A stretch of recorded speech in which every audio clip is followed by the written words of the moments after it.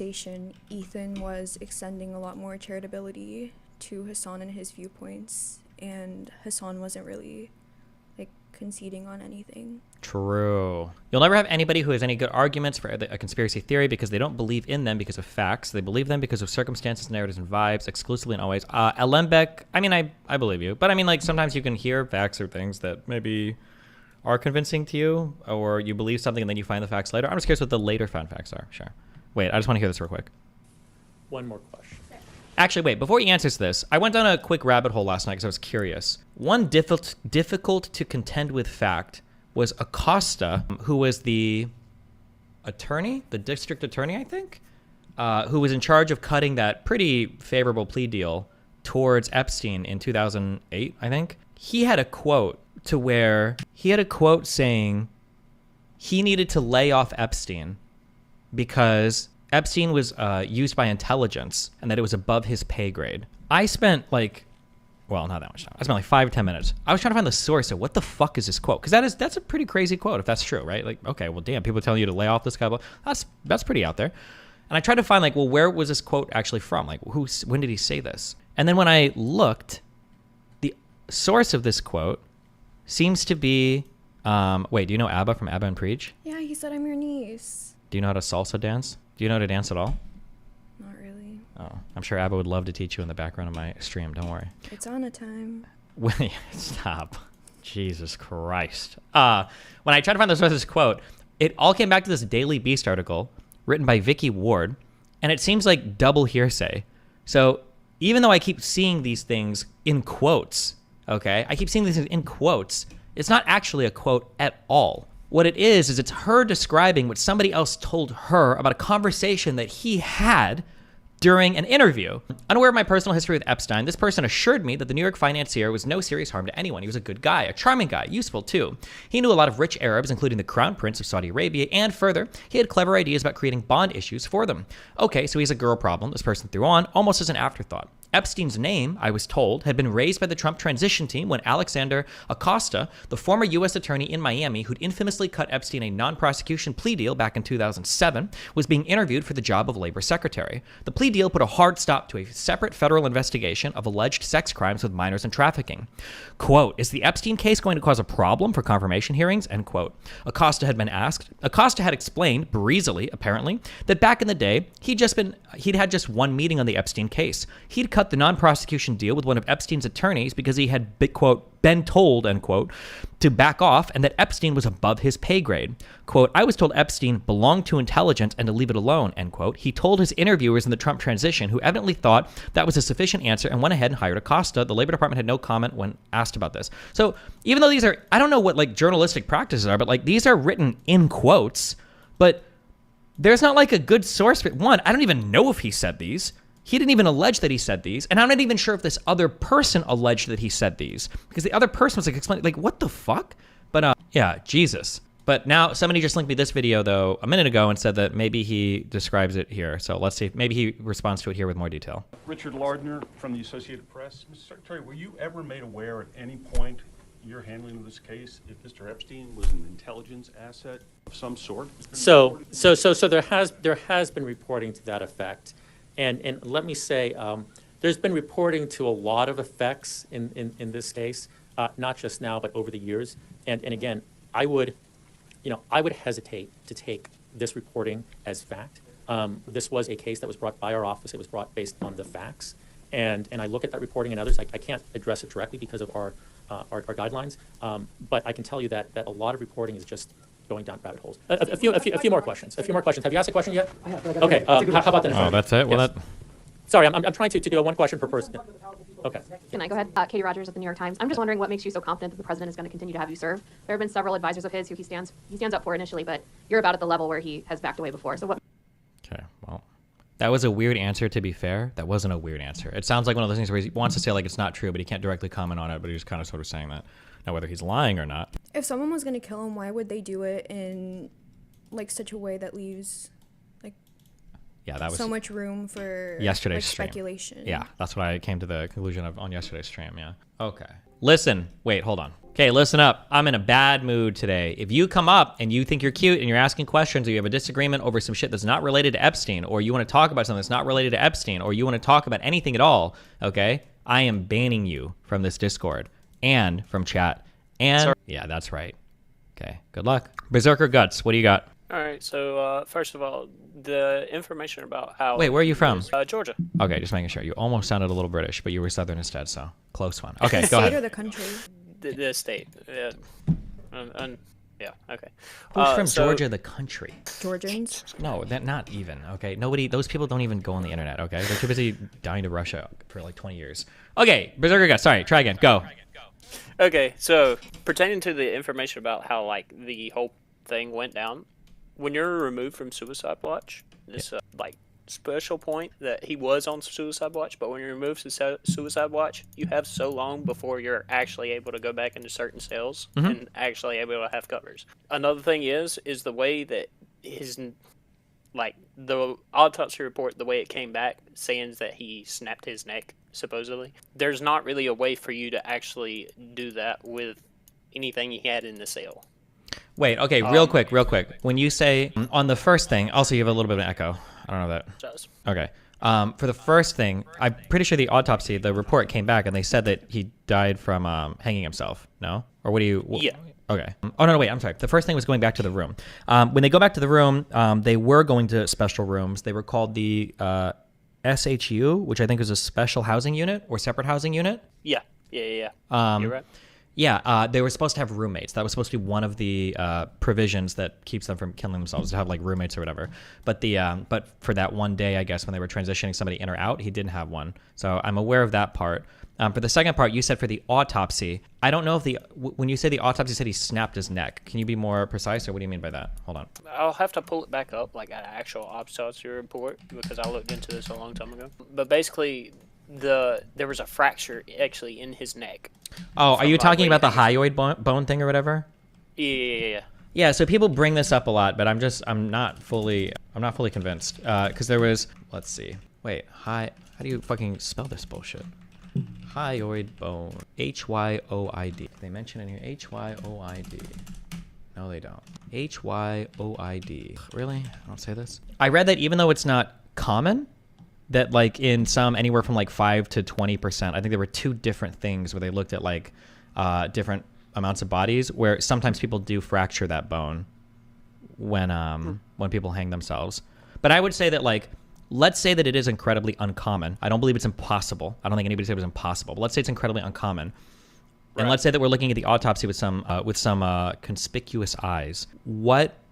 How could we possibly explain the lack of any evidence of a struggle or fight? Okay, so this is where there's not really, because we don't know like what happened, because there's a lot of speculation, but there's not really going to be any evidence on that, partly because one, the security cameras were cut, so they had no security. The security guards were asleep, so there's not really. Or I mean, like in the anything to say- autopsy. Okay, in the autopsy, that would be probably because the person that entered the cell is probably someone he was probably well acquainted with.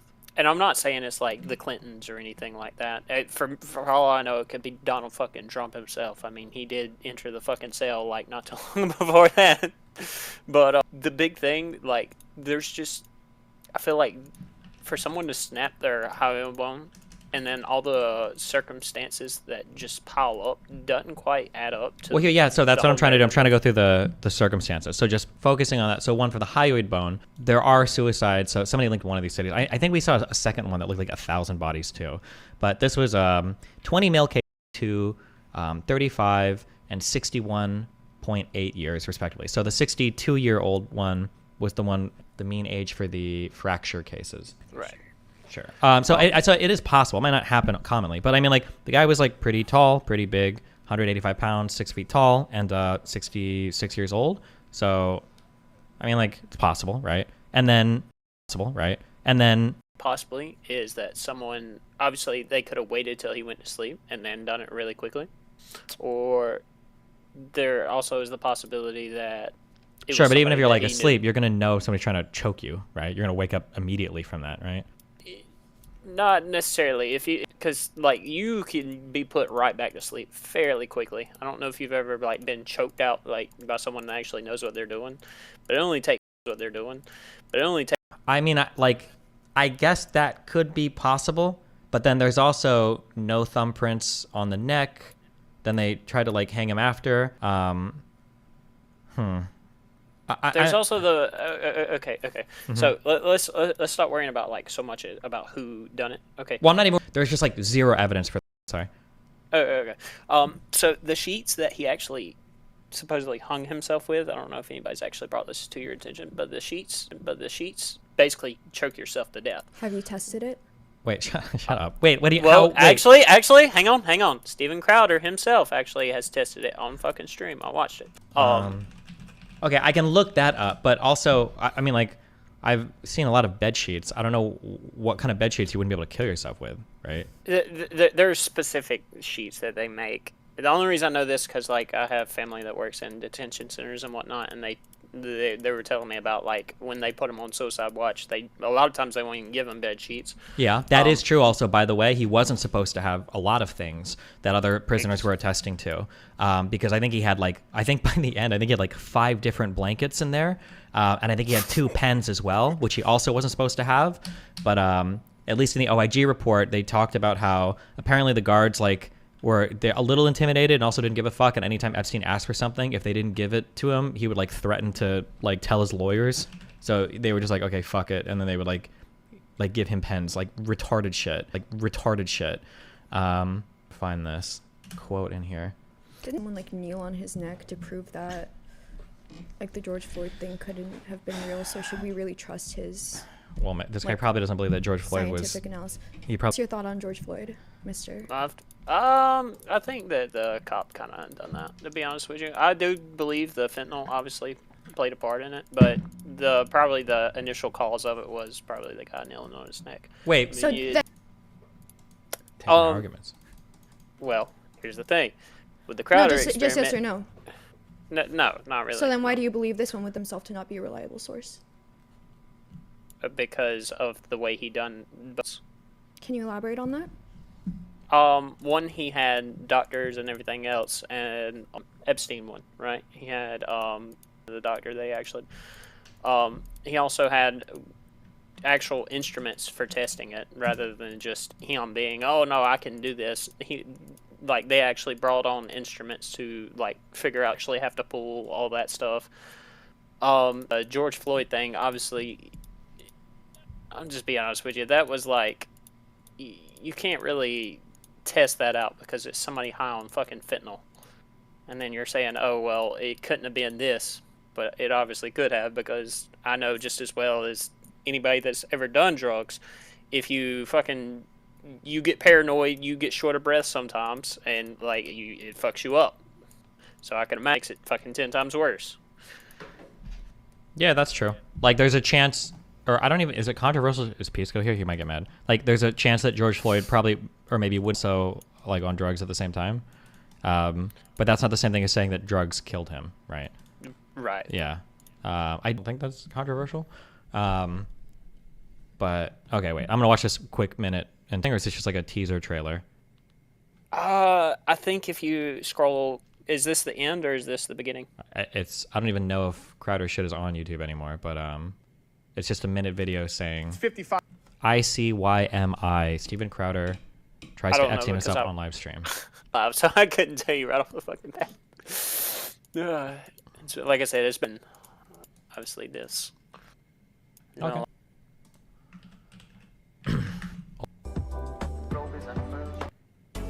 You're $20 off Mug Club, so this will all be worth it. Earn this. 1 pounds or 55 kilograms are what would be required. Stuntman. And I believe we have some fostering one's fear. Elaborate. And how do things look out there? So, also right over here, his neck, we have a backup here measuring the tension on the rope. Here, this is a diameter here, and we're looking for 55 total to break his neck. And then right below 55 that, what? 55 like newtons of force, or what are they actually measuring? Didn't he say kilos? Say what? Didn't he say kilos? Is it just like, are they just looking for a weight measurement? back up here measuring the tension Yeah, on the kind of. floor, 55 to. So, also right over here, if you look over I here. think it is. I think this he is did what we've use been Newtons tied- in the video, if I remember So correctly. wasn't it tied to the window and not the bed frame? The bed It was. So, Mr. Steneval, his Steneval, his. Ever doing true crime stuff? I don't know. I'm not a true crime person. You know too much. There's some weird shit going on This is here. what we're using to measure the force on his neck. It's gonna be measured in kilograms. We're looking for 50. We have a backup here measuring the tension on. That's the suicide zone. All right. Suicide zone. Reading That's where chat, she he's was gonna in on recreate. it. He's gonna get on his knees Maybe. and he's gonna God lean damn it. right into the suicide. Just to recreate exactly, specifically. This broadcast promises to be a learning. No, I really want people to understand that there's a whole team that makes this happen behind the scenes. You know, and I run with it. Before we've got the insights. Understand. For like Steve Bird. He's ready to Jeffrey. I saw his embarrassed and holiday. What? Firearm legal. Holy shit! Measurement we have. Video So this is went designed way because the too compression of the long neck for what is could going to have be been. That's dispersed so around the neck. retarded. It's tied down to like halfway down the bed frame, or the pole. Yeah, I don't know how. It feels like it. It seems like there's a lot of distance here, not. But Get this. Appears to be ready. Again, this is go time. Putting his foot against the bed. 7 at the neck. oh wait, are they trying to say this is how he killed himself by pushing? 38 on the rope. 38 on the rope. 23 is a high on the neck. We are shooting for 55 kilograms. We are not even close. 41 is the peak. What's the Again, tally? this will stop. 41 on the rope. 41 on the rope. What do we have on the neck? 23 was the high on the neck. Okay, so the high. It's 23 kilograms on the neck. 43 on the rope, which is the best that we've had. I don't know if you guys could see. I was pressing up against the bed. Of course, I probably have more. I wanted to, if I really put 2 on the rope, probably somewhere in the 30s. Yeah. O2. As Mr. Knieven leans, we are looking for 55 Again, kilograms. We have 20, what if- 25 hold on, what if I slump? 25 on the rope. Oh, okay. Oh, and Like I Mr. died. Knieven appears to collapse. Oh, He he's wouldn't This- even be none of able to. this- He yeah, wouldn't be hold on, able yeah. to kill himself like that because his brain. He would pass out before Yeah, he would thank even you. be able to Yes, die. the choking And expert, also, yes. Okay, it's go ahead. tied to like halfway down the pole when Epstein killed himself. It was like the bar on the window or something. It was way up higher, and he jumped. He wasn't like running away. Yes. See, and I wasn't aware. I wasn't aware of that. See, Well, like, Okay, I that's know. fine. Also, and then also, I think that when they found his body, wasn't his butt off the ground by like an inch or two, or an inch to an inch and a half, I think. But this, it looks like he could fully sit, and his neck's not even being held by the rope. having been What choked am I out. in here? Yeah. Also, the idea that you could manually choke yourself to death, I don't think that's possible. You have to, you have to have something to continue choking you when you're when you're not. yeah, passed out. Yeah, What if I go hold up? Nope. Okay, Gerald, you have to wheelbarrow me. but still kind of What's shady. up? I'll still have to look more into it. Okay. But Yeah, if someone come was back. gonna kill him, why wouldn't they do it like in a way that seemed more believable? Because don't like less than a quarter of Americans believe that Epstein actually killed himself? Okay, you listen to my stream. Shut up. You're getting somebody's sending you something. That's what No, you're doing. no, now. That's it's what's happening. literally- Somebody's No, sending you shit. That is what's I've happening. You're watched- fucking with me. No, I've watched like TikToks about it and stuff. no, you're fucking with me. You're Okay. laughing right now. You're fucking with me. I know Whatever. you are. Okay, you can't be Whatever. gaslit. Okay, I've been gaslit my Whatever. whole life. Okay. Yeah, whatever. Okay. They should have done it in a more believable way. Yeah. You're just mad that I'm not someone mad. else thinks. Yeah. Okay. Wait. Here's like a question. Why wouldn't they just kill him outside of jail if they had a way to kill this dude? If they were trying to cover shit up, why would they do it in like the most shady fucking place possible? No. Partly probably because there was probably a rush on it. Partly because he had just got arrested and busted for all the stuff. And this isn't the first time he had been arrested, but this is the first time that like I think he was actually planning on coming forward with some of the evidence he had on people. So I feel like there might have been a kind of a time limit that had been set, so they wanted to go ahead and do it before any court dates or anything was released, or he could get any information out to the press. Then why didn't they kill Ghislaine at the same time? Because doesn't she know equally as much? Maybe, maybe not. I mean, I don't know what she knows and what she doesn't. I mean, Well, but I mean, like, she clearly isn't she literally like giving names to them? Like, wouldn't you want to kill the whole enterprise, like Breaking Bad style, if we're actually like going to be killing people in jail? Like, wouldn't that have to be what we do next? that would be, but then again, then it would be the problem that you said, which was that it would be too conspicuous. Well, but isn't it already supposedly really conspicuous if less than a quarter of Americans even believe the official story? Yeah. I'm not disagreeing there. I mean, there's not really, I couldn't really think of an actual way that would not draw attention to this case. I mean, for fuck's sake, you had the sitting president for the first time ever in history to walk into a fucking cell with a prisoner and literally cut off like all forms of communication just to sit down and talk with this fucking pedophile. Wait, if who you're did trying- that? Wait, who did that? Trump. Did that actually happen? Yeah, it was like I think a week before he fucking committed suicide. Trump meeting Epstein jail. I'm not saying it didn't. I just didn't know if that was the case. Is that? No, there's no way. I feel like I would have heard about that. I feel like if you're trying to form like a conclusion of like something happening based on stuff you know, like shouldn't you go with like the simplest explanation and not the one that you have to jump through hoops to get?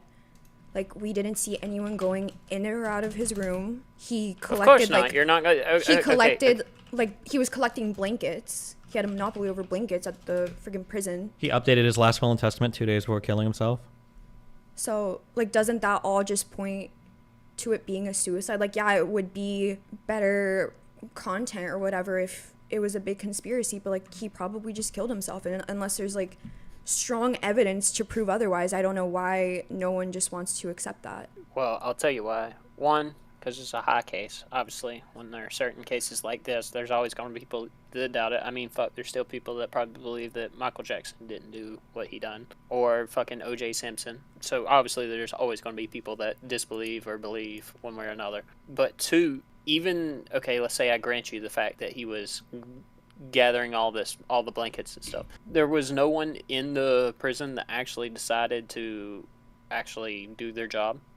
Everybody was Do you know just how prisons incompetent. are run? Yeah. Do you know how, like, often prisons are run shittily? Yes. This wasn't and like no. a case of something like, oh, the one day I finish? Yeah, go ahead. This wasn't a case of like, oh, the one day that Epstein killed himself, like the prison was suddenly being run shittily and terribly and awfully. Like, no, it was just a bad prison. And yeah, people weren't doing their jobs, but that wasn't because Epstein was there. It's because they just didn't do their fucking jobs. They don't care. They're not getting paid enough to give a fuck about their jobs that much. So it's not like this big conspiratorial thing, in my opinion. That's fair. Yeah. No harm, no foul here. But I just feel like if it came down to one of like a national case like this, the guards would be a little more on edge and be a little bit more willing to actually go through with all the proper procedures rather than just saying fuck it. The reason I say this is because, like, for example, when 21 Savage got put in the prison here in Georgia, I told you I have family members here that actually work in the detention center.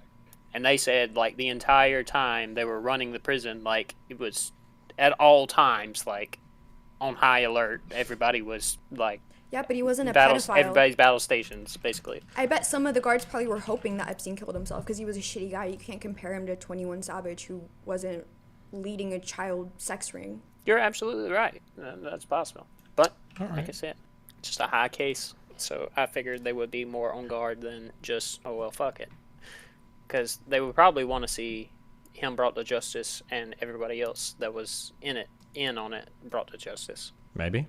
But, I mean, it's plausible he'd kill himself, right? Yeah, it's plausible. I'm not going to sit here and say, like, it's impossible for him to, like, off himself. Mm-hmm. I'm just saying it seems a little inconspicuous, like, how everything lined up. Like, the guards weren't following proper procedure. Yeah. The cameras were off. But it seems like I feel like a lot of the inconvenient facts are a lot more broad and not as narrow. I just said the same thing twice as originally presented. So, for instance, like the guards weren't doing their job. That's true. But when they were interviewing people in the prison, it seems like the guards like never did their job. So, like for instance, they were supposed to do checkups that night every 30 minutes, and then when they interviewed other people, there were other inmates that were like, "Yeah, they're supposed to do that, but they don't ever do this. We've never seen them actually do the 30-minute checks." So, and then like for instance, like the cameras weren't recording. That is true as well, but they hadn't been recording for weeks, and half the cameras in the prison weren't recording. It just seems like a lot of shit was like fucked. Yeah. Okay, so why would someone that had so much heat on him like that be put in a prison like that to begin with? Wouldn't he be more in a maximum security prison? I think that was a max security prison. It wasn't. I think there's one more above this called. Or no. I'm sorry. This wasn't max. This was very high. I think there were like 5 different levels. It was like very low, low, high, very high, and then administrative high or whatever. And he was in the second highest one. But I imagine they probably only go to the very, very highest ones. My guess is if you're like a security threat inside, right? Yeah, that would make sense. Yeah. So like, why would you put a pedophile in like an administratively max whatever security thing, right? Right. That would be more reserved for like literal serial killer, psychopathic terrorists. Mm-hmm. Like, and then also even in that one, because Common conservative Trump worshiper in the stream, Gisticle, came in and tried to bring up a jail that he could have been moved into because it was an administrative level prison. But when we looked at that one, there had actually been 8 suicides in that prison since it had been opened like 20 years ago too. So it seems like even in those ones, like people are killing themselves. So. All right. Well, I mean, y'all got me. I mean, obviously there was some stuff I didn't know. Like I said, I might have to get back with you on it. Okay. Well, hey, listen, I appreciate it. Okay. Nice to meet love you. All Be right. careful. Have a good day. Bye. Y'all too. Calves and pie. What do you got? Hello? Hello. Hello. Can you hear me okay? Yep. Yep. Just to say, I'm a big fan, but I'm going to do a Rob Noor. I don't really have evidence per se, but I would just say the fact that his first attempted suicide, they apparently saved the wrong sort of cell footage, from the wrong cell, sorry. So I find what that... from the wrong cell? So like they basically recorded the wrong sort of cell, like the wrong cell. They recorded the wrong cell or saved the wrong cell footage. Sorry, I'm a bit nervous. Sure, you're fine. Okay, yeah. I think I remember them saying that, yeah. Yeah, and then after that, they assign, was it 2 guards? Oh, or were the guards for just everyone in general? I think the guards they might have been for that whole block, I think. Yeah. 'Cause on one hand, it's a case of it's increased stupidity because those guards were apparently asleep or just fucking around, didn't check on him. And then there was something else about the CCTV footage outside of the cells malfunctioning, and then what was it? The requested video no longer exists on the backup system and has not been since at least August 2019 as a result of technical errors. And yeah, I think I just find it really hard to believe that there was just this massive case of stupidity in the case. Gotcha. Okay. So, let's do this, okay? I'm going to ask some questions to kind of understand your story. And then I'm just curious if any of this changes any of your mind, all right? Okay. It's kind of weird that the cameras in front of his jail, malfunctioned the night that he was killed, right? Or died, right? Yeah. It's kind of weird that they couldn't retrieve any footage, or when they thought they'd had footage, it was mislabeled or whatever. It's kind of weird that the guards happened to not do any checks that night. Supposedly they fell asleep or they didn't do anything. And it's kind of weird that he was on his own, even though he just attempted suicide a week or 2 earlier, right? But then, I think I didn't say it properly, but yeah, he attempted to commit suicide the first time, and the jail saved the footage from the wrong cell. It's just, yeah. Mm-hmm. Okay, yeah. I think that if all of these things are precisely as they are, I do agree that it's that's a lot of it is really weird. So coming into it, I was writing down questions. I was like, oh, okay, this is pretty strange. Yeah, this is definitely pretty strange. Yeah, for sure. I agree on a lot of these. The thing that I came across as I was reading the OIG report, though, is a lot of these things that seem to be very, very narrow and very conspicuous end up being way broader and less interesting. So in regards to the cameras, right? So the cameras weren't shut off the night that he died. In fact, the cameras were running the whole time. They were streaming the security feed, but they just weren't recording. However, it's not that they weren't recording that night. The recording function on the DVR2 system had already been not recording for weeks. And not only had it already not been recording for weeks, they'd already put in repair requests for it. And not only had it not been recording for weeks, and they'd already put in a repair request for it, and people had already looked at it. Apparently, this same DVR2 recording system had literally broken down, stopped recording 9 times in the past 2 years. And they'd been putting in requests for funding to get the system upgraded because et cetera. So this whole shit was fucked, and it seemed like it had been fucked for a long time. And it wasn't just specific. Oh, and also the DVR2 recorder was recording for half the cameras in the prison. or at least in this area. It wasn't just the, it was for like 150 different cameras. It wasn't just the ones in front of Epstein's cells. It was a whole bunch of different cameras. So I feel like when you look at like, and there's a lot of people that can attest to this. There is the electronic technician. There's several different employees in the prison that worked with these systems. There's the lieutenant or whatever. There's the contractors that were being paid to like upgrade the system. There's like a lot of different people that can attest to how fucked this DVR system was. So when I look at like all of these issues, I'm like, okay, I can kind of buy the camera shit being fucked up. That wasn't like a perfect on that night. It just so happened that it just seemed like the camera shit was really fucked. And this prison has a lot of issues with the camera shit. And there are a lot of different people that would attest to that. That was one part. The second part had to do with like the transferring roommates and everything. So he was supposed to be with a roommate all the time. They transferred somebody and left him alone for one night, and they were supposed to do that. That was the thing that they weren't supposed to do. However, it seems like when they started interviewing all of the other inmates in this prison to find out like how do the people do their shit, like for instance, they didn't do their 30-minute rounds to check up on people. It seems like a lot of other prisoners were attesting to the fact that like the guards just didn't really give a fuck. For instance, Epstein had tons of blankets. He had 2 pens. He wasn't supposed to have any of this shit, but the guards would just like give it to him because he would like threaten them. And that also other prisoners would attest to the fact that like, oh yeah, like they just don't do rounds. We didn't even know they were supposed to do those. Sometimes they don't do counts. They never check on us at night, and sometimes they just like fall asleep. And also when they first got caught doing this, a lot of them were lying about that. The guards themselves were lying about like, oh no, we did do this, or oh we didn't, we wrote this down or whatever. And then the FBI found out some of these records were falsified, but there's like a history of them like lying about saying like, oh yeah, we did the rounds and they wrote this stuff, but they were just lying because they were sleeping in the office. I feel like for every fact that I look up relating to the Epstein thing, where I thought there was a very specific, very peculiar fact about his death that was very, very, very convenient, it actually seems like there's just a huge record of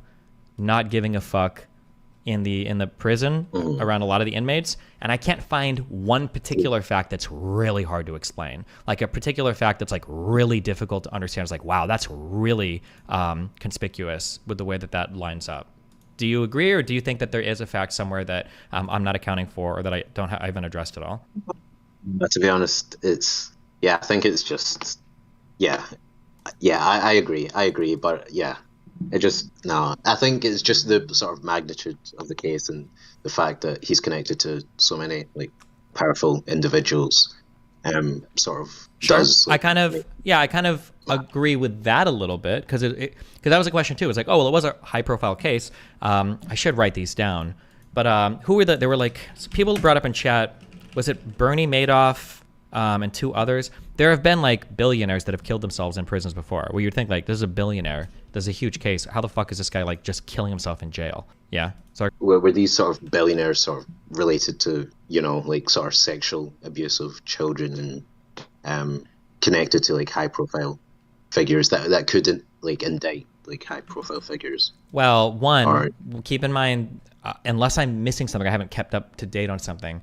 I don't think there's any evidence that Epstein did anything with any high profile thing. We actually don't know that at all. I mean, in terms of like sexual stuff, that right now, that's just things that people say, but I don't think there's any proof of that ever. So, and then also number 2, every billionaire has probably schmoozed with a ton of politicians. When you're a billionaire, you probably get access to so many people. It wouldn't surprise me if Bernie Madoff met dozens or hundreds of politicians or people in Congress or things like that. That'd be my guess for any billionaire. McAfee and Bernie Madoff were the 2 that were brought up? Sorry, God. No, it wasn't. I guess that's where I lost my train of thought. Yeah, I think I would probably like concede there that I would need to go out and find more evidence to sort of support the fact that he was in sort of collusion with videotaping politicians and took children.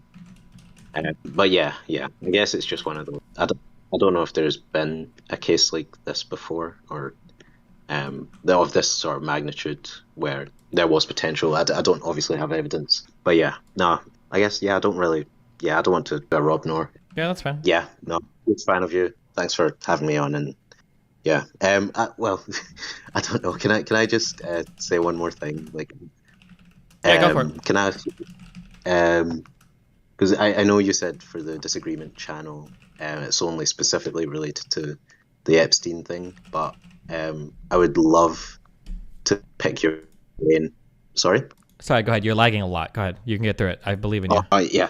Okay. Yeah, I was just going to say I would love to pick your brain on sort of George Bush and the Iraq War and sort of foreign policy, sort of like Western sort of foreign policy related to that kind of stuff. Okay. Maybe in the future. Yeah, we would disagree there, and I would love to have a conversation.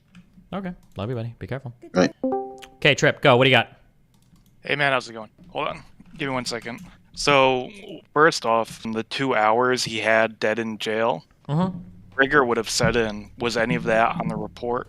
What would have set in? Rigor. It's like one of the first things you're supposed to check for when you're dealing with a dead body. Rigor and lividity. My guess is like going to be the top rigor is probably how they determined he was dead for about 2 hours. It kind of looked like on the pictures it set in, but you can't really tell. I don't know if there's other more comprehensive pictures, but... Right, so the first thing you do when you get to a dead body is you check your ABCs, airway, breathing, circulation. And if you do that correctly, you can feel if the body's stiff or not.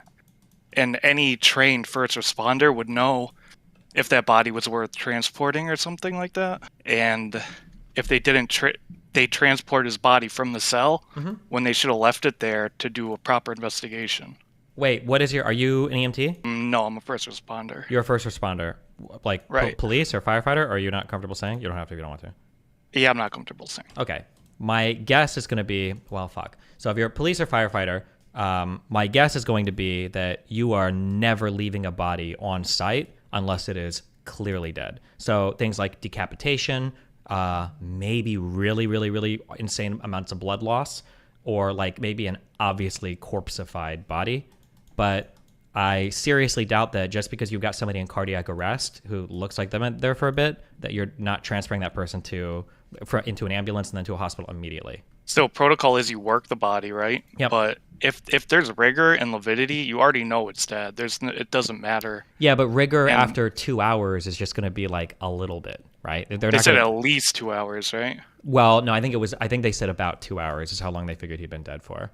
Okay, well, if it was only 2, yeah, the rigor might not be that bad then. Yeah, I think 2 hours is when it's first like pretty noticeable. When I was like reading Wikipedia, it said at around 2 hours is when you can notice it, and then I think it's like it max is around 12 hours or something. I don't remember. I thought it said at least 2, so I figured it had a chance of being more. Yeah. And then if you look at the pictures, it looks like under the legs at the bottoms, maybe there is a little bit of pulling, but it's hard to tell from that side. And I don't know what rigor would look like at 2 hours, but yeah. But I don't think it was clear that he was like obviously dead when they found him. Well, besides that, there's nothing wrong with working the body on scene and then calling in a medical professional to determine if they want you to transport the body or not. Because really, the only thing that you can do is CPR. Yeah, which is what they did. They did CPR, and then the hospital staff came in, and then I think they did. I think they intubated, and then I think they tried to inject with epinephrine, no epinephrine, and then eventually, I think a few minutes later, he goes to the hospital, and he's pronounced dead. Like 10 minutes later. Right. So at that point, they don't even need to transport him. They already know he's got no shot. Like after you do CPR and he's not responsive to it, that's it. There's no magical thing they can do at the hospital to resuscitate you after your brain's been shut off for that long. Well, but one is you don't know how long the person's been in cardiac arrest, right? That you can't really fully determine that on site unless they're obviously dead. And then number 2, I'm reaching here. I believe it is possible to preserve brain function for a long time with CPR. When I say a long time, I mean like 10 plus minutes. I think that's possible. If you're doing CPR correctly and you're doing really good chest compressions, I think you can actually stave off brain death. Am I making that up? Is there a physician in chat who can correct me on this? I think you can if you're doing it really well. But I do agree that 90, probably once to the point where you're doing CPR and the person's in cardiac arrest, my guess is the resuscitation rate is like less than like 3% or something. It's probably really, really rare. I do agree with that, but it is possible. And then after they grab their AED and they check his heart and try to defib him, if that's it, that's it. There's no like magical thing the hospital's going to do to just bring him back to life. Well, I imagine the hospital probably has better tools to more precisely do all of the attempted resuscitation stuff would be my guess. But also, I just don't think EMTs are ever in the business of pronouncing people dead. You're probably going to get them into a hospital. The tools are probably a bit more precise, would be my guess. I don't know. And then maybe they can try if there's like a slight pulse or something maybe. But I just don't think in general, from what I was reading, I could be wrong, but I think in general, I don't think EMTs just don't pronounce people dead. It's just not there, unless their person is obviously clearly dead. Right. And you seem like you're a smart guy, right? So say you got Epstein in your custody. Would you transport him to this jail knowing all this shit that's wrong with it? And he has potentially this much dirt on such high-profile people, and you looked at this jail, would you send them to a place? And if you're the supervisor of this jail and you knew your cameras weren't working, wouldn't you make sure that the cameras on Epstein's cell at least worked, or had like a permanent guard there? I mean, like, my guess is going to be, unfortunately, this isn't a guess, actually, I just know this. I think the New York Times released an article on this. A lot of these prisons are underfunded and have really shitty conditions. This prison, I think there's two bad things to take away from this, in my opinion. One is that there was a huge plot to kill him or make him kill himself. And then two is that this prison was like uniquely fucked, and that's how he was able to kill himself. I think the big takeaway is actually that a lot of our prisons are super underfunded and super fucked. Because I think these problems exist in a lot of different prisons. Yeah. I don't think this one was uniquely bad. Yeah. Sorry, go on. When you have a guy that tried to kill himself, you don't give him more blankets. That's like rule number one. Each prisoner, one blanket. And you'd never go more than that, or you could easily be fired if something were to go wrong. And the fact that they just gave him that many blankets, it seems like they kind of gave him the utensils to kill himself. Wasn't he like threatening them? Yeah, I mean, like, I do agree with you. That too is also bad and dumb. And they should have been doing rounds and checks and everything. Like, a lot of it was poorly managed. But again, it just seems like the issue is that it seems like this was like a pattern of behavior that had been happening like way before Epstein even got there. It was just like a bunch of people that didn't give a fuck. So have you ever seen the movie 12 Angry Men? Yes. Where they take, like, you can pick apart each individual evidence, but when you add it all together, the accumulation of the evidence, the preponderance of the evidence, the odds of all that shit happening, and it just so happens to happen to one of the guys that knows so much shit, is very unlikely. I think that when you look at the preponderance of evidence, I think it's the exact opposite. I think that him killing himself is super likely. We can agree that he had a good reason to, right? The guy's life was probably over. If he didn't make his next bail hearing, he's probably fucked. We can agree that he, do we agree that his first attempted suicide was he tried to kill himself? That happened? I'm not arguing that somebody killed him. I'm saying that they gave him the tools to kill himself in the hopes that he would, and somebody like pushed him to do it. Okay. That's the steel man. That's the best version of the argument. But like, let's look at just looking at the official story. Everything makes sense. There's not anything that's like unbelievable or like a fact that is like totally unaccounted for if we look at the official story, right? Like, well, were the other prisoners getting multiple blankets that were suicidal? That's one thing you'd have to check into. I don't know if they did a blanket inquiry on everybody. That's a huge red flag, because as soon as someone's suicidal, you know they're like marked, like, hey, this guy's suicidal. You actually have to check up on them every 15 minutes. You get a punch card, you clock it in, and you do your rounds. So the fact that there was two guards who both fell asleep, neither of them checked on a suicidal guy in their ward, and they gave him more blankets, and the cameras didn't work, and they put him in this jail. It's just all seems too unlikely. And he had like a lot of leverage to get what he wanted from the guards, and he could probably use his money. That doesn't matter. I'm not risking my job for you. I don't care if you're a billionaire. I'll go to my supervisor and say, hey, this guy's requesting more blankets and he's threatening me. And then if they you're a very noble employee, then the prisons should look into hiring you. But I don't think most of the guards had the same mindset. Okay, chill.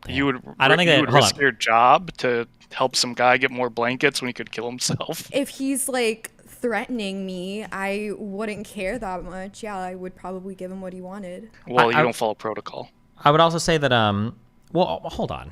Okay, wait, are you a CO or you don't have to say? I'm sorry. Well, I don't want to. Yeah, that's fine. My understanding is like a lot of the ways that drugs and cell phones and a whole bunch of shit gets into here is facilitated through kind of like shady COs, no? Or is that not how like a lot of stuff gets into prison? Or am I making that up? Is that just from movies and TV shows? I mean, I'd assume most drugs get in through smuggling them in from like visitors and other types of ways, not really the COs themselves. I mean, occasionally, sure, but... Okay. I'd be interested to look that up, I guess. Actually, I don't know the answer to that. That's kind of an assumption, and I'm pulling a lot of that from like TV shows and movies, so maybe that's not 100% true. But I feel like for people to get that stuff in, I feel like it's got to be facilitated by some kind of shady person. And then also, I feel like these jobs, if I were to look this up, I'm going to guess the median wage of like a correctional officer in like a prison is probably like, I'm going to guess like 55K. Median wage, correctional officer, prison guard person, prison officer salary in Florida. Oh shit, I might have way overshot this. I think actually too, some of the prisoners smuggle stuff in before they're even there when they're being transported. Top 10 highest paying city. This is not what I'm looking for. Fuck. But even still, these guards get threatened daily. Just because one guy threatens, like, hey, I'm going to be mad at you, and I know people. Well, but Like, what if he actually you're not does gonna- know people, But how though? many like billionaires? Yeah, 'cause he's with like a Jeffrey billionaire dude, right? Epstein's influence. Are you really going to want to help a pedo, though? Well, let's say that he's like, well, give me your name. I'm gonna get your name. I have connections. I'm gonna find out who you are, who your family is. I'm gonna make your family's life a living hell. I'm gonna make your life a living hell. Yeah. Like, wouldn't you just give him the blanket? Especially That's if a you're part making of like the a shit job. wage. But like, are you really like running the prisons like a navy? Like, do you really take it that When- seriously? When you're on the job, people threaten you, like, oh, we're going to find where you live, we're going to kill you, we're going to sue you, we're going to Yeah, but I don't think this is just like a torture regular your family. guy. It's like, yeah, okay, buddy, get in line. I don't think this is a regular guy. This Exactly, Is he's like, one of the most high-profile guys yeah, in so this cell. if it was some random like criminal threatening me, then like yeah, I'd be like, yeah, fuck you, dude. Like you don't know what the fuck you're talking about. If it's Jeffrey Epstein, a billionaire who has a bunch of influence threatening me, I might be like, shit, okay, yeah, here, have another fucking blanket. Leave me alone. I'm gonna turn the other way. Well, your job would be worth more to you than to help some guy get one blanket. My life and my family's life would be worth Okay. more to me than some low-paying job. True, also, but hold on, okay? I don't think there's evidence that he necessarily... Yeah, I don't think he threatened their families. I don't know if he threatened their families, but he was, like, talking shit and was able to get things, from guards. Fuck, I should have... What do I have to control? I have to find it in here. At that point, you just go to your supervisor and tell them, like, hey, this guy's being a dickhead. Oh, here. Okay, inmate 3, which was the Tartaglione dude, I don't remember his name, told the OIG that Epstein was allowed to sleep on the floor, which he said was unusual for the SHU, where that was not normally allowed. Inmate 3 said Epstein also had 2 extra blankets, which no other inmate had, as well as 2 pens, which inmates were not allowed to have. Epstein would ask for things, and if the CO said no, Epstein would tell them that he was writing down their name and providing the information to his lawyer. According to Inmate 3, the COs were on eggshells around Epstein. Inmate 3 said that when he left the SHU on August 9th, 2019, there was an orange cloth twisted around the ladder, strings on the side of the ladder, and a string tied across the bed. Inmate 3 explained that the string tied across the bed served as a clothesline, and that the strings were part of a sheet they had ripped. I think that was the thing he might have killed himself with. But yeah, so it seems like Epstein was kind of bullying around the COs. Yeah. Well, they shouldn't have gave him the pens if they didn't want him to write the names down, right? Could have That was also just a bribed joke. them.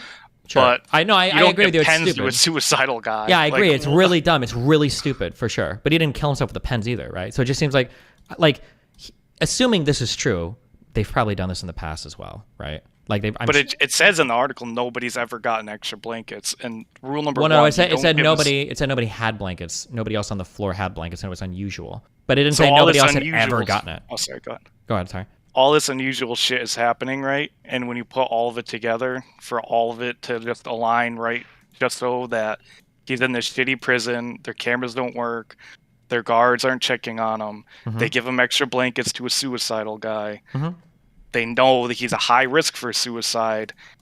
It's just so unlikely. Well, so your story is possible, okay? I'm not going to say it's impossible. Your story is possible, okay? But another story is the prison runs like shit. All the stuff is like degraded and fucked. Epstein is transferred to this jail. He is an incredibly charismatic billionaire dude. Bullies the guys into giving him some shit. Updates his will 2 days before he kills himself. Happens to get into a cell without another person. And then that night seizes the opportunity, kills himself because he knows his life is fucked anyway. I feel like that story also like makes sense. And there's a huge chunk of supporting evidence for every single one of those claims. I think that your story is possible. I'm not going to say it's impossible. That would be not true. But the problem is there's not a shred of evidence to support any of it. Not So have you ever ran a prison cell? just for the girls that I keep in my basement, but Besides that? no, why? Okay. So say you are getting Jeffrey Epstein in your cell, right? And you know the cameras don't work. Can you give me like a couple things you could do to fix that? Yeah, you could put in a maintenance request, or you could put in an $800,000 contract with another company to upgrade the cameras. These are 2 things that were done by this particular jail before Epstein killed himself. But the problem was they were understaffed. The electronic technicians that were manning the cameras, or were supposed to be fixing the cameras, were also like fixing other shit in the jail cells. Apparently the lieutenant said that she didn't even know that the things weren't recording initially because she saw the live stream and like, oh, well, if the live stream's here, it must be working. So I agree that there are things that should have been changed. But I think another problem too is that when things happen, we look at it and we're like, isn't this obviously like horrible? Like, why aren't you doing something? But I think it's the same when it comes to DUI, right? My guess is going to be that when you get to, if you're a first responder, you get to the scene of an accident, and you see somebody got into a horrible accident, DUI, killed somebody, or somebody in their car, or whatever, right? The question is always like, well, why did you do it? What were you thinking? The reality is most people probably drive drunk just fine. Most people probably drive drunk, get home, and they're okay. They swerve a little, whatever. And chances are, if you've got somebody at a horrible DUI scene accident, they've probably done that drive 10 or 20 or 30 times and didn't get into an accident. So you develop like a rhythm or a habit of reckless or negligent behavior, and then finally something happens and you're like, fuck. And it's easy to look at that thing and be like, dude, obviously you shouldn't have done that. But the person is thinking, well, okay, sure, but like, fuck, like I've gotten away with it over and over and over and over and over again. So like, what the fuck, you know? And it seems like that's what was going on with this jail. None of these problems happened on that night. None of these problems were specific to Epstein. This jail seems like it had been plagued with problems for a long time. And they were like, yeah, you know, they've probably had other high-profile prisoners, other E-celebs, other celebs, whatever the fuck. And it was okay. But then, and this one, it caught up with them and it was like, fuck. That's the... And I think everything I just said is like supported by like tons of different people. And in this OIG report, your story again is possible, but there's just like no evidence for any of it. I don't think underpaid security guards would go out of their way to be like Captain America and make sure that a pedophile doesn't kill himself also. Like, they don't give a fuck. Maybe, sure. He's not just a pedophile, though. He's got information on such high-profile people that were protected. Didn't the FBI protect him when Florida... The Florida police were investigating him, and they sent it to the FBI, and they refused to do anything about it. But, like, I don't know. Wait, hold on. Wait. I don't know if that's true. However, wait, what did you say right before this? The Florida Police Department were investigating Jeffrey Epstein, and they called the FBI to like let them know. And they're right before that. Oh, this is an open case. Like this is gonna be so easy. Oh, well, before that, I don't remember, dude. Hold on, wait. I don't know. Wait, I have to hold on. One second. Information on such high-profile people that. Oh, I'm sorry. I just want to repeat this point and hammer this into the ground. Okay. This keeps getting said over and over again, and I don't think it's actually true. I assumed it was true for a long time, but I don't think it's true. I don't think there's any evidence for this. People keep saying that the weirdest part about Epstein was that a lot of people were about to get implicated into the Epstein, like, child sex trafficking ring. I don't think there's any evidence of that whatsoever. I don't think anybody has attested to that. Have they? Because Ghislaine Maxwell is in prison. I don't think there's anybody saying that, like, all these high-profile people are about to go down. Is there? I thought it was mostly the girls on the island that were witness to it. Sure, but then what would killing Epstein, how would that help you at all? Well, because they would probably cut him a deal, right? Hey, if you name drop so much people, your time will get released or reduced. They're probably more likely to cut a deal with We'll put you in witness protection. They would not put Jeffrey Epstein in witness protection because he was like... I mean, if you could drop like 6 or 7 people, like Prince Andrew and all that, and the Clintons, and... Then why didn't they kill, first of all, like the victims that can testify, and also Ghislaine and everyone else who was like a co-conspirator? It's not like it was just Epstein who was involved. There were plenty of people, and if you wanted to like get rid of all the evidence, then you would have had to. Well, he's the main witness, right? He probably knows way more than all the other. You think he kept the girls involved in the same loop that he was in? Well, technically, they probably didn't know as much. Wouldn't they actually know more? Because doesn't Epstein wasn't? Fuck, I need to look into the actual case. But my understanding is wasn't Ghislaine Maxwell like his go-to? Like he was like, listen, bring me underage girls, and she's like, I'll do it, boss. Wouldn't she know more than him about like connecting all that shit up? Maybe, but from what my understanding was, he would blackmail people like, hey, come to my island, and regardless if they knew or not, sleep with the girls. Yeah, and then I've heard that was like the mastermind who knew exactly what happened. I've heard that said before, but I don't think I've ever seen that reproduced anywhere. Like, can you point me to that blackmail quote? Because I think there was it Epstein's lawyer or somebody else wrote a book about this, and I think he said as much that like there's been no evidence ever presented for I that think ever. It's all just speculation. Sure. From what I know. Okay.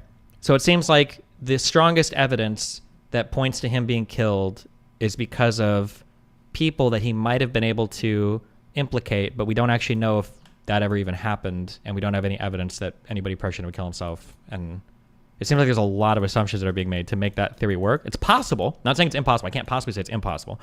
But there's like no evidence at any point for any of this. It's all like speculation. It's just all the little bits of stuff that went wrong to allow him to kill himself. And then the phone call that he was allowed to make that wasn't recorded, that they don't even know who he called. All that shit added up. He was given the towels. They knew about the jail being run down The guards were asleep. They weren't checking on a suicidal dude. None of it really makes sense when you add all the little things that Sure. had to So happen let's create the perfect storm. But so then let's run this. Let's run with your theory then. What would this have had to have looked like for them to pull this off? So they're paying both guards. They're also, are they disabling or destroying the system, the recording system, or? No, I have no doubt that the cameras were broken and they just threw him in that cell. Easy done. Okay. So they put him in a cell where there was a recording camera for anybody entering that cell block.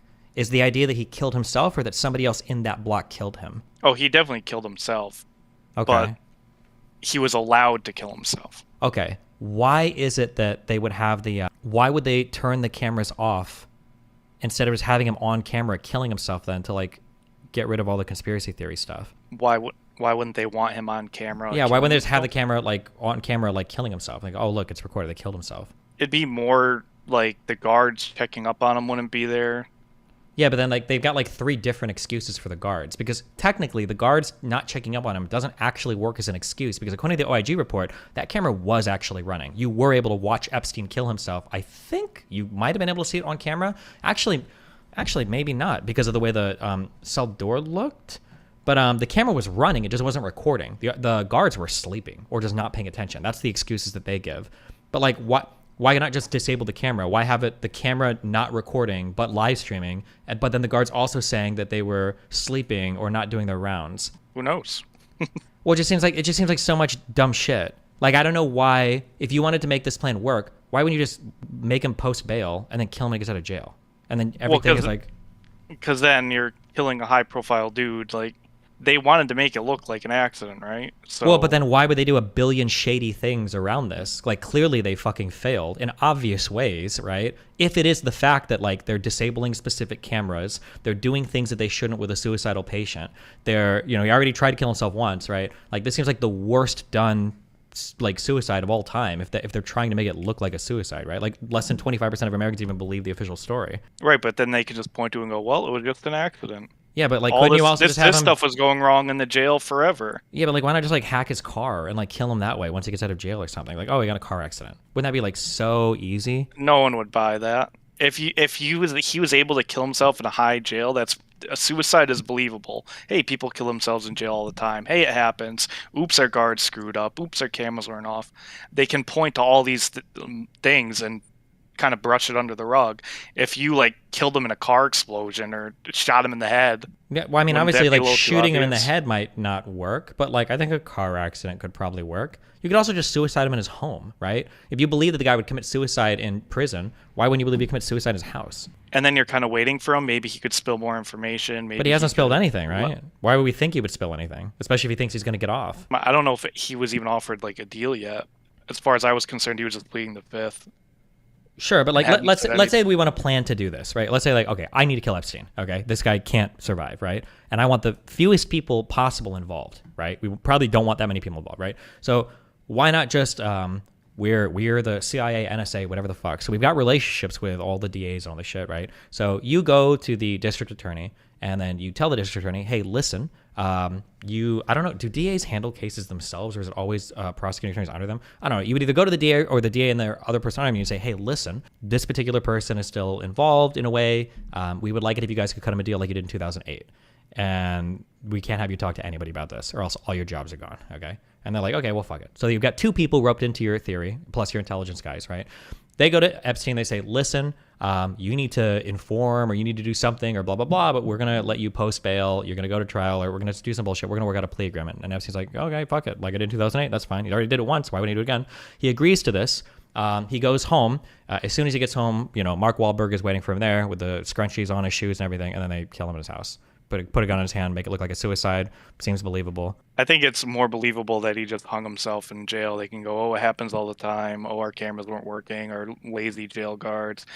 And my main interest is the phone call that he. Well, wait, but like, right look at I agree with that. Okay, but like, look at how your mind is like recontextualizing things based on the type of argument you're making, right? So what you just said is, initially coming into this, it feels like your mind is like, there's a lot of weird, inconvenient facts that make this really hard to believe that it's a suicide. But now you're saying, well, the intelligence agents could sell it as suicide. Because I mean, like, sure, they're lazy guards, cameras weren't working, it happens. So like, do you think that that's like believable, or do you think that's like highly unbelievable? Because it seems like in one breath you just suggested that that could be a really good plot to kill somebody, but it feels like you were coming in here saying that because of these facts, there's no way that he killed himself. No, he definitely killed himself, but I mean, when I say no way he killed himself, I mean no way he like did it without being like under duress or without being forced by somebody else to do it. And he did it right after he got that phone call. And he did it with the extra blankets, and he did it with the cameras down, with the guards not checking up on him. Nobody heard it. Like, I don't know. He did it first try. Well, no, second try, right? Just second try, yeah. I don't know. Just too much. And you're the smartest intelligence agency in the world, and you're gonna put this guy in a jail that and when you know all this shit, and you're gonna give him extra blankets, and you're not gonna check up on him. Well, I mean, it's not like the FBI was giving him extra blankets. But I mean, like, what else are you gonna? I mean, what else are you gonna do with him? Are you gonna put him in your office and just have him like chill under your desk? Even if you're the supervisor, you're like telling your guards, like, hey, keep an extra eye on this dude, or you might even go check up on him. Wouldn't you? Like, I would. I mean, it sounds like with the way that he associates with the guards, you'd never want to talk to this fucking dude, because every time you walk by, he's asking you for shit and then threatening you. Right. That's exactly why I wouldn't have given him the shit. You know. So I don't know. Mm-hmm. Okay. Well. Like, why would you give a guy like that extra blankets? All of it just doesn't make any sense. Well, it does make. Hold on, don't say it doesn't make any sense. It does make sense, right? I mean, there's a story written in here that is believable. Whether we think there's a more likely story, but like the idea that you got a billionaire dude who's like, I'm gonna fucking tell my lawyers about you guys and fuck your lives up and blah blah blah blah blah, and they're like, fuck it, have some blankets, whatever, fuck you, Epstein, right? That's believable. We can say that it's like, well, no, it's a believable story. I don't think there's anything extraordinary about that. It's Rule 101, never to give a prisoner an extra blanket, especially if they're suicidal. That's an ultimate no. And on top of the fact he's being a dickhead to you, you wouldn't ever give him an extra blanket. Do you think that? Do you feel comfortable saying that's a statement that is an absolute in all of federal prisons in the U.S.? No prisoners have gotten extra blankets that are suicidal. Yeah, probably. I would say like 99% likely. Careful, for 99%, how many have attempted suicide? If 10,000 attempt suicide, and we're on a 99% rate, that's 100 blankets that have been given out, right? So I would say if a blanket was given out to a suicidal guy and he killed himself, you'd be fired. There'd be no shot you kept your job. Probably, yeah, that's true. Yeah. Didn't all the guards get to keep their jobs, as far as I'm concerned, or what I've heard? No shot, right? I feel like the two Tola and Noella, or whatever the fuck, or Noel and Thomas, they were charged criminally with falsifying BOP records. The charges were later dismissed after they successfully fulfilled deferred prosecution agreements. The U.S. Attorney's Office for the Southern District of New York declined prosecution for other MCC New York employees. The OIG found created false documentation. The combination of these and other failures led to Epstein being unmonitored alone in his cell. Did they get? They must have gotten fired. That'd be my understanding, right? Well, they got their charges dismissed. Isn't that a little strange? Is it? Are falsifying records at work? Is that a criminal affair? You essentially helped the guy kill himself. I don't know. Doesn't matter. Is that a criminal affair?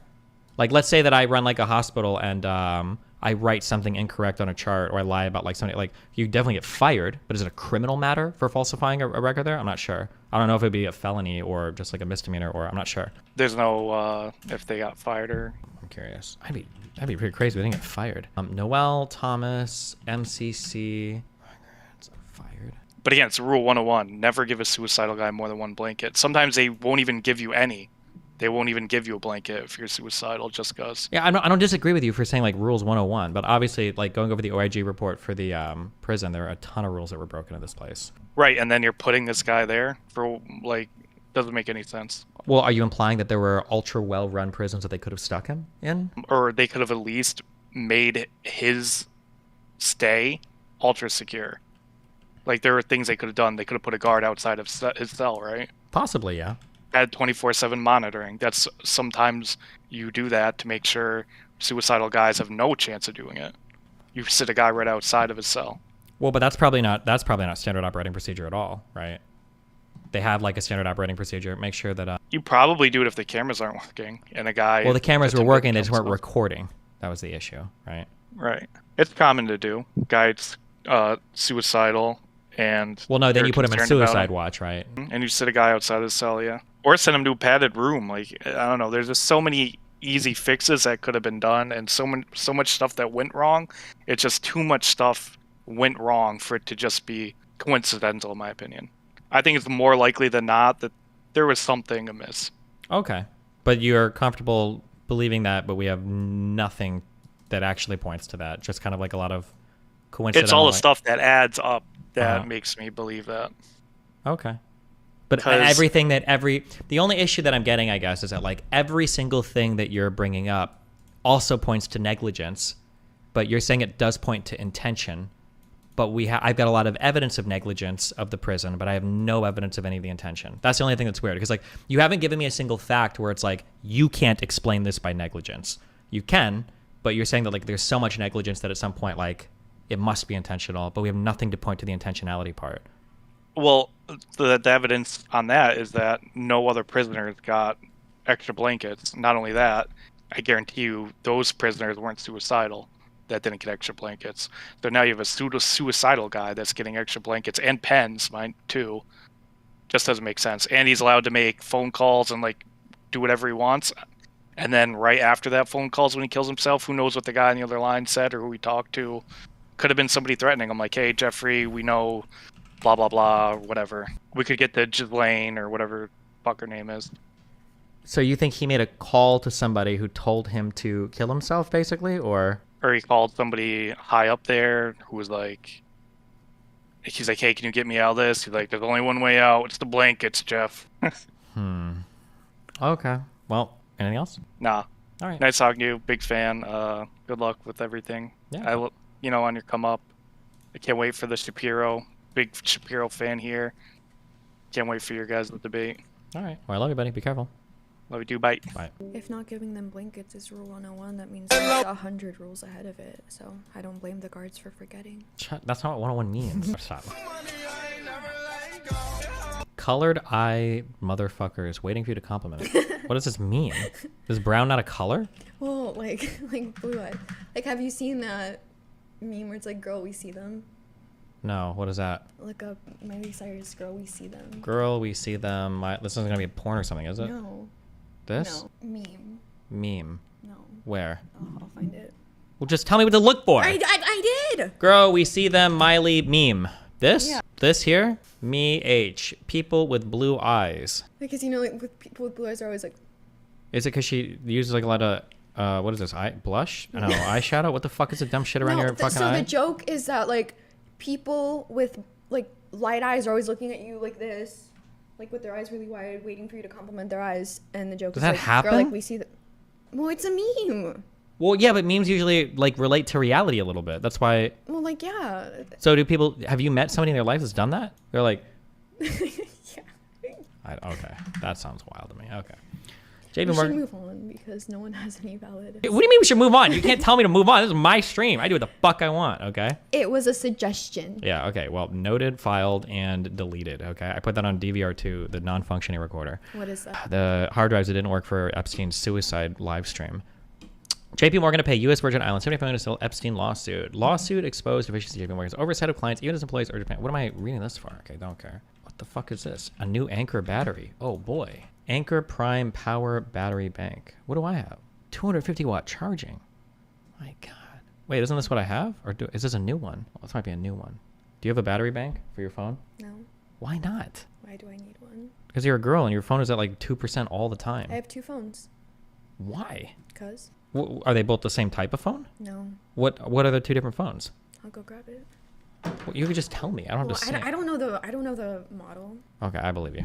Okay. Are they both iPhones? Why would you have like- the same phone twice? Do you have 2 different phone numbers? Yeah. Oh, I get it now. But it's I nothing get like it that. now. No, it's all good. I get it. I understand how. I know how it goes. I know it goes. I know it goes. It's all good. Little Weasley, little liar. Shut up. It's all good. This is everybody in my chat having a good time. Posting links, chatting with each other, all sorts of genders, skin colors, religions, ethnicities. Everybody's having fun chilling, and then out of nowhere, RTBA comes in looking for somebody to start a fight with so I can fucking ban him for no all the time. And then this is him hanging out in chat waiting for me to show up to unban the person that he unfairly banned, just having fun, knowing that he's about to fight with me for no fucking reason. How does You have 2 phones. So what? Don't worry. Don't read my chat, okay? No, but you were telling me when you were picking me up from the airport. Okay. I have So 2 then why is phones it- for nefarious purposes as well. Well, mine aren't for nefarious purposes, but why is it okay when you do it, but not I didn't when say do it was okay when I did it, okay? I'm just saying, okay? that guy that Epstein called before he killed himself, you're not going to find that number on my first phone. All right. How does the suicide under duress story explain Epstein not naming the other people? That doesn't stop him from doing it no matter what. You tell a guy already fucked. Who would trust him to do it?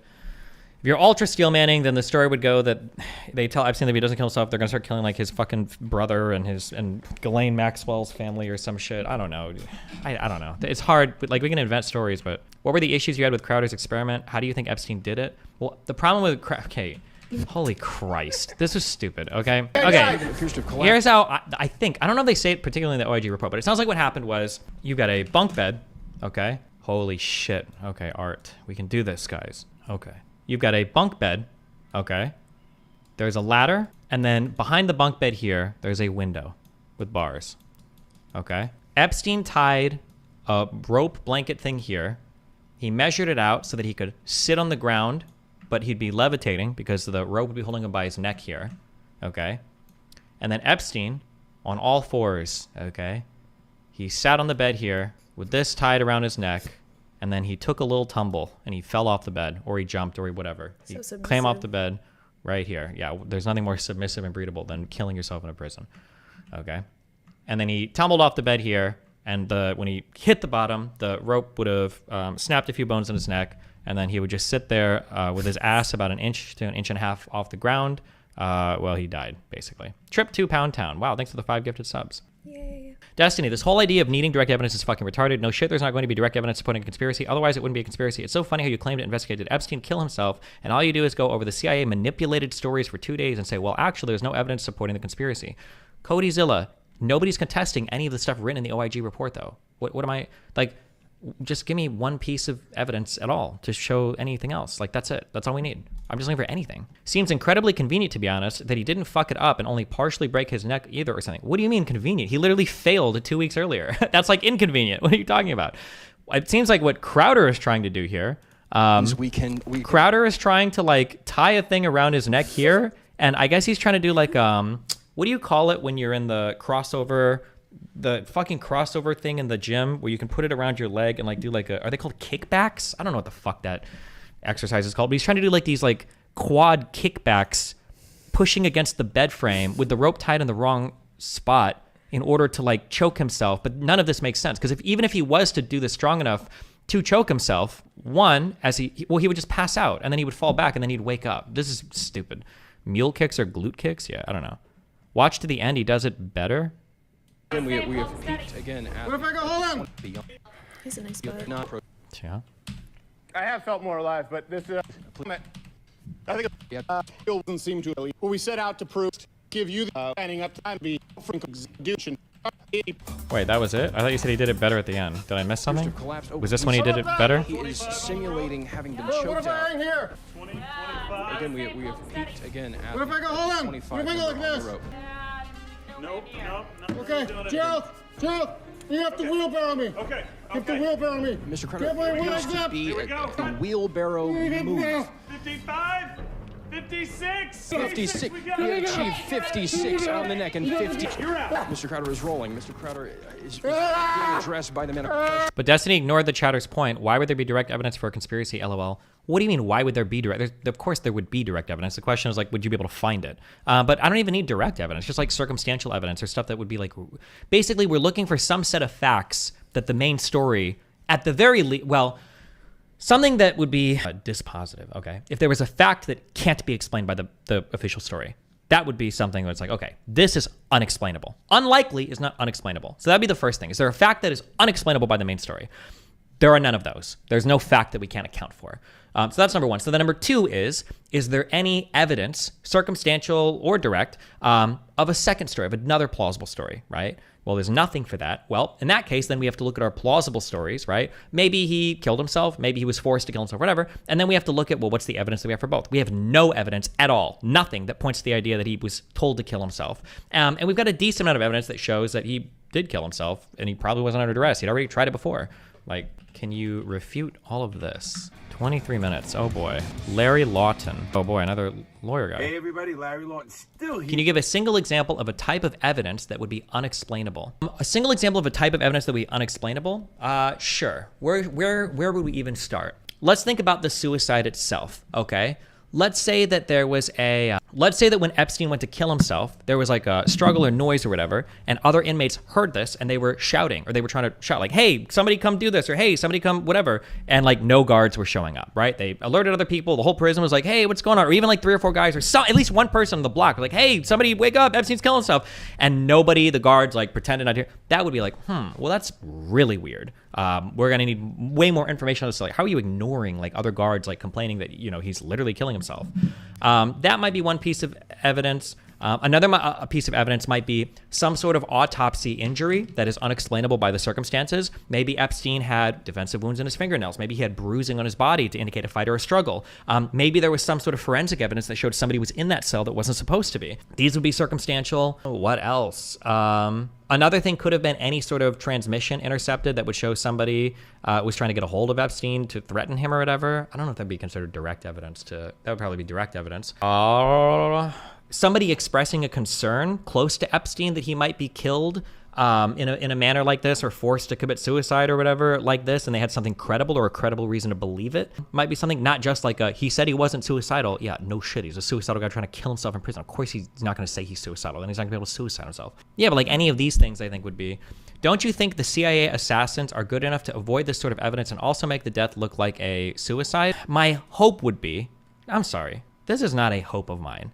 I think U.S. intelligence agencies are amazing. I think if the U.S. intelligence agency wanted to make somebody commit suicide, I don't think we would be talking about it on the internet. I think we probably would just never know. That'd be my guess, okay? That'd be my guess. Here in the RV, having fun, and I'm with Gary Massey, and we're going to be talking about the Epstein case, and this is going to go all over the internet because we have our views from a person from... Wouldn't almost all of those, ignoring the cries for help, getting a shitty phone call, still be explainable by negligence? It could be, but we're looking for things that are like the idea of the people shouting like, hey, some dude is trying to kill himself, and like guards like ignoring when they're clearly hearing it. That's a much harder, that we're getting into levels of negligence that are much harder to explain. Oh, actually, hold on. I'll say this. The types of negligence that occurred on the night that he killed himself would also be really hard to explain if they actually happen in the way the conspiracy theorists say that they happen. So for instance, this is what I'd heard before researching the Epstein case. People said the cameras were shut off the night that he killed himself. That's pretty hard to explain. Or the guards like didn't check that night ever, and they're supposed to. That's kind of hard to explain. But when you find out that like half the cameras in the prison didn't work, they had not been working for weeks. Oh, okay. The guards regularly don't do checkups. Oh, okay. When the specificity disappears and it starts to broaden into a more general pattern of neglect, rather than an intentional, like one night, very narrow thing of neglect, which looks a lot more intentional, that weakens that evidence a lot. So there's a lot of things that can like look like neglect that would be really hard to explain if they were more narrowed, which is what I initially thought they were, but they weren't, right? The OIG report shows that a lot of these issues were rampant for a long time and weren't just particularized to his cell. They were they expanded to a lot of other cells as well. Yeah. From the Bureau of Prisons and a person who was an inmate. So this is going to be a really interesting video. Welcome back, Gary. Thank you. Appreciate it. Gary, you and I talked a bunch of videos already. We're having a lot of fun. We're opening up, and you're a great interview because you're honest, you're open, and the truth helps. So you and I talked about this before, but I wanted to really get your here with me, and we're gonna... That makes no sense, Steven. Epstein's too high profile for them to hide his death. Bro, how long was Julian Assange like hiding from the whole fucking world? Isn't Edward Snowden like literally still in Russia? Like, what do you mean? Bro, shut the fuck up. And also, if he disappears, like what? Then, oh, he disappeared. No one knows where Epstein is. Like, that's way less sensational than Epstein didn't kill himself, right? That gets way less attention. Hey, Steven, I understand you wanting evidence that points to a non-suicide possibility. Is it possible that it was a job so well done and to be near impossible to find such an evidence to the contrary? It's possible, sure. But not with the evidence that we have presented, I don't think. I've spent time in jail and seen some shit. People go to great lengths to escape the suffering of prison. The conditions in jail were enough to almost break me, and I didn't even have that. Well, to be fair, he was in a jail. He wasn't like sentenced to a huge prison or whatever yet. But tomorrow, you should investigate 9/11 conspiracies and conclude that the government and Jews didn't plan it because they never made a formal statement of guilt. I'm not looking for a formal statement of guilt. That's not my standard of evidence, bro. I'm not a Trump dick suck, which is what you guys need for any of your proving of guilt. I'm not looking for a confession from anybody. Also, we already went over the 9/11 shit, okay? Open the audience's eyes to how the BOP works and what happened. Destiny, look up pictures of his cell. The rope was tied to the bed like Crowder said. Bro, you're literally lying. You are literally lying. Weasley little liar. We literally looked at these pictures yesterday. You're literally lying. What a Weasley little liar, dude. Still lying. Why am I showing you this picture? Well, no, because you want to see it. I know you want to see it. I will show you this picture. Photograph of a piece of orange cloth hanging from the bunk bed in Epstein's cell following his death. Wait, this is not the same picture we saw before. Hold on. Maybe I'm literally lying. Maybe he's a Weasley little truther. Maybe he is. Wait, where the what picture did we see with the cloth tied to the window frame thing? Did I Mandela affect this in my brain? Blanket, window tied. We need way Epstein. Stop saying Mandela effect. You know what it means? I say it just to trigger you. Okay. Figure 5.6 in the report.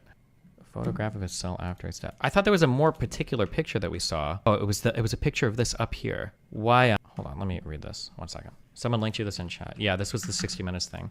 Maybe this was the 60 Minutes claim that it was tied up here, but maybe in the OIG report, maybe they said it was tied to his bunk bed instead. Hold on, let me check. Let's read. The Daywatch SHU officer in charge told the OIG that in August 2018, each inmate would have been authorized to have 2 sheets and 1 blanket. He said that in the winter, inmates are allowed to have an additional blanket. When interviewed by the OIG, the Daywatch SHU officer in charge reviewed a picture of Epstein's cell from August 10th, 2019. After Epstein was removed from the cell, the Daywatch SHU officer in charge said there appeared to be an excess number of linens and blankets in the cell, which he believed were both for Epstein and inmate 3. There were possibly a couple extra sheets as well. You know, there were 2 mattresses in the cell, and deduced inmate 3's assigned items had not yet been removed, even though he departed MCC New York earlier that day. According to the Daywatch, pictures. He said Epstein had too many linen shirts. Okay, we saw this. Oh, this was the sleep on the floor. How did they find the body? Hold on. Items found in the cell. That's not what we're looking for. Chest compressions. Blah blah. Okay, how did they find him? Okay, Thomas explained that when he first entered the cell. Okay, hold on. Thomas, come to the door. Thomas said he did not observe any movement or response, but unlocked the cell door, entered the cell, saw Epstein hanged as described further below. Okay. Thomas explained that when he first entered Epstein's cell, Epstein... Is this the same cell? Figure 5.3. It's just a picture from over here, I guess? Okay. Thomas explained that when he first entered Epstein's cell, Epstein had an orange string, presumably from a sheet or a shirt around his neck. The end of the string was tied to the top portion of the bunk bed. Epstein was suspended from the top bunk in a near-seated position with his buttocks approximately 1 inch to 1.5 inches off the floor and his legs extended out. Thomas said Epstein did not look discolored or very different from when he last saw Epstein alive. He said he immediately ripped the orange sheet or shirt away from the... Okay, never mind. So I guess it was tied to the bunk bed. You win this one, YouTube chatter. Maybe the Weasley little liars were the friends we made along the way. Shut up. What is it? There must be like a string or something, because you can't tie it through, like around, right? I'm guessing it's looped through something here. Its entire body to the floor. Said he did not provide rescue. Beth was unaware if Epstein was dead or alive. Thomas said medical personnel took over their... System bringing... Said he was present. I said you for an entire shift. Okay. If he rolled off the bed, should he not get bruises from hitting his back? I don't know. I'm not sure. I guess it depends on how you drop. The one thing I was looking for in here that they don't have is, I don't think they list anywhere in the OIG. We skipped around other parts of this. I don't think they put in here a theory for how he killed himself exactly, like how he jumped off or how he rolled off or whatever. There's a small hole. You can see it in the support beam. Oh, I see, where it was maybe tied through. This changes everything. It was a giant conspiracy. Shut up. Crowder's rope was way longer. That's the problem. He wasn't hovering with his ass 10 inches above the ground. Well, it's 1.5 inches off the ground. But the thing is I don't think he can kill himself by manually applying force. It would have had to have been like a fall. That would be my guess. Or he would have had to have like tumbled off the top bunk. Or could he have just sat hovering off the ground? Because I feel like your feet or your legs would stop it. Maybe not. Could you? I guess I don't know. If your legs are just like resting on the ground, if your heels are resting in front of you, would that be enough to support enough weight off your neck? I'm not sure. I don't know. Does anybody know for this report? Do they say here? Do they give a theory for how they think he killed himself? Oh, also true. For the bone breaking as well, you'd probably need to tumble off this. You'd have to come off this top bunk for sure. The Clinton body count conspiracy? Bro, fuck that. If he passed out with the thing around his neck, wouldn't it keep strangling him? Yeah, but my question would be is, if you're, okay. This is how I think they say they found him dead, okay? If this is the bunk bed, okay, then I think what they're saying is inmates have managed to hang themselves from doorknobs. They should have like an Epstein cell simulator like they have a JFK one so everyone can... Shut up. That's so dark. Only if it comes with the prequel. Yeah, you would like that. My understanding is he was here. Listen, you want to talk, okay? He's here, and then his legs are out forward like this. I'm drawing this in very exaggerated proportions. But the question would be, oh my God, I'm not an artist, okay? If you were hanging yourself like this, is this enough to die? If you're, assume this is like 1 inch off the ground, or would resting your feet here like be enough to, if you fell first, yes. Why wouldn't it be? I don't know how much weight it would take to choke you up here. None of that explains the neck fractures. Well, the neck fractures are from falling off the top bunk, assuming he starts up here and then he falls down like this. It's your entire body weight. Your feet are gonna fuck you anyway. Remember how D'Angelo Barksdale died at the doorknob? Yeah, but is that a real way they killed somebody? I'm trying not to lean into the wire too much. Jesus. I've seen a dude live stream his own choking, and he didn't even jump. He just sat down in the air, determined to die. So I'm free. People strain themselves all the time in prison. Also, sometimes drug addicts die after passing out, something that restricts their breathing. Sure, but he didn't have any drugs in his system. That's a very common thing, belt in the closet. I tried to kill myself like that, but I failed. Jesus Christ, dude. We send our condolences and well wishes, not shout outs. Hey, y'all, what's up? I know you got my motherfucking sick. Okay, who's next? Can we do this in 30 minutes? The August wants me to go over that fucking Houthi post. Oh shit, we were gonna watch this video too. Fuck, hold on. Dumb. OYG report. Do I have it open still? Oh, this. Okay. We might do this. Oh God, why? I don't know. Because everybody's shit on Hassan. We need to get on the views for it. Epstein. We all know who Epstein is. He supposedly committed suicide in Manhattan Correctional Center, MCC, in New York City. Epstein was kneeling? Wait, was he? Kneeling? I thought that he was found with his... Wait, didn't we just read that his butt was 1 to 1/2 inch off the ground? Epstein was suspended from the top bunk in a near-seated position with his buttocks approximately 1 inch to 1 inch and 1.5 off the floor. And then his buttocks dropped to the ground. Now, I'm an inmate, an ex-convict, and Gary was a BO. Yes, peacefully. Slowly losing consciousness is peaceful compared to fucking breaking your neck off a fall. Yes, I don't know how this even remotely debate peacefully. Well, I mean, it depends on what we're talking about. If you're doing a blood choke, I'm pretty sure that would be pretty peaceful because you just drift off into unconsciousness and it's whatever. But if you're doing an air choke, I'm pretty sure that would be the exact opposite of peaceful. I think dying via lack of oxygen or buildup of carbon dioxide in the body is, I think, a pretty excruciating way to die. I don't think anybody likes that. I think it would take a lot to kill yourself that way, to sit there and endure that, I would guess. BOP, and we both believe Epstein was murdered. And we're going to tell you why and how we think it could have happened. Now, we're talking about a guard who was a BOP. He was a guard for 18 years. He was in the Bureau of Prisons. He was even head of the union here in Jessup, Georgia. First of all, Gary, when Epstein died, what did you think right off the bat? That he was hit because of his connections with all the dirt he had on people. Now, when I saw the autopsy report, I thought it was a murder. With the 3 breaks? The 3 breaks around the neck. And you've seen people die in prison. Correct. And I have suicides with the hangings off a door. Awesome. Some aren't suicides. We know Homicide that. and Homicides. No, I mean, homicides right. that they think are suicides. Right. You know, like this one. Now, the reason I say that, now, let's explain to the audience how the BOP works with protective custody, or the SHU, which is Special Housing Unit, or as I call it, the Hole, and Gary probably called it the Hole. They call it SHU, is the official name for it, Special Housing Unit. If a person is in jeopardy in some way or another, they put him in the SHU. Now, they have 2 parts of the SHU. They have what they call the administrative segregation and disciplinary segregation in most SHUs. Am I correct? That's right. So now I've been in both. Never protective custody. I was there because I was under investigation. So they stayed you into the Protective custody, you might not be a rat. There's reasons. Oh, no. Yeah, absolutely. Everybody in protective custody is not a rat. Oh, absolutely. No, but I just... They can designate you. Like Joe Exotic, I guarantee he's in protective custody. Now, how it works, everybody, is in a SHU, they have what they call tiers. Now, on the end of that tier, they lock that door. So you need another door key to get into that tier, correct? Correct. So when now your cell is locked. There's actually 2. They have the range. They have the range gates. And I looked at the Epstein tier. I'm not sure if it was the actual one, but I looked at the photos of the crime scene. No. But, yeah, they have the gate that goes on the tier that should be locked, and then the individual cells are locked. Right. Well, and you can't access the key from the inside your cell. They have that metal plate on them. Right. Exactly. Yeah. You can't do that. And matter of fact, as an inmate or anything, if you're ever out of your cell, you have to be handcuffed behind your back. You have to be done, unless you're an orderly or whatever they have there. So now, Gary, so they have 2 lock places and they have a control set. Can you give us a view? Because I don't know it. Obviously, I know it by going through enough of them. I've been in enough shoes. Give the audience what it's like. Like, is there a control booth? I've worked in 4 prisons, and they're all set up the same that I've been. Right. You can Same with me. But yeah, there's not a control booth because everything's a turnkey inside the SHU for security reasons. Turnkeys, what he means, it's not electronic, where you can't get behind the gate. Every door is individually, manually turned, locked, and checked. So there's you come in through a sally port, which means a door opens, you go in, that door closes, then whoever's in there will let you in with a turnkey and come in. So there's security. You can't just get in and out of the front. Right. Okay. Now, but there's usually 2 guards on. There's normally always 2 guards. Right. There's usually more. During the day, we have to do showers. Right. During this time, the suicide happened at night. Yeah, well, we're going to get into that. Because, but it's set up, there's not a control where you press buttons. Right. But there is an officer station where you can see there's 4 tiers, like you said, now, straight 2 up and 2 down. Now, supposedly there's cameras going on all these tiers. That's what I've heard. There wasn't cameras anywhere when I was Why? Right. But why weren't these cameras on? Because that's another thing. That's an interesting point that's fueled a lot of the speculation about the conspiracy. They had the film. I researched this a lot. They had cameras on, but they only had them pointing on the guards that were sleeping or whatever they were doing. And his attorney later asked for it. Apparently, he tried to commit suicide prior. He asked for that film, and they gave it to him, but it wasn't the right range. They had given him the film from another range. And then when they said, this isn't the right film, we can't find it. Yeah, I love that. I love when body cameras on cops or anywhere there's no... Because cameras, everybody, is so cheap today. Obviously, I have cameras around my house. I have 5 cameras around my house. Yeah. So, I mean, it can be done easily. But there was cameras everywhere else. So that narrows down who could have... Don't ever make the... Okay, these guys aren't government employees, right? They can't be. Were these guys just inmates, or... Watch ex-prisoner and jewel thief Larry Lawton discuss... Or Larry Lawton. Wait. Lawton? Does that mean he's a lawyer, or... No. Oh, I thought Lawton. I thought it was like a play on words. Like he's a lawyer, Lawton. Oh, they're just ex-cons. Oh, okay, yeah. These guys clearly don't work government jobs.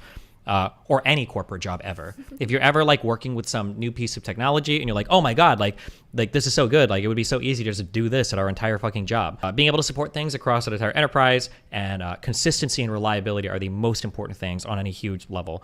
The idea that just because there's something new that exists that like Amazon Alexa or whatever, and you're like, oh, well, why wouldn't prisons just put this in? Is one, it's because you don't know the reliability of it. Two, you don't have the money for it. And three, you're going to have to upgrade a fuck ton of infrastructure, train people or retrain people on new shit. There's like a whole bunch of reasons why it's not even just government stuff, but a whole bunch of like large corporate shit can be outdated or whatever for a variety of reasons. Like unless there's like a pressing, like bleeding edge security problem, or there's like a huge financial incentive to upgrade, people will put that shit off for a long fucking time.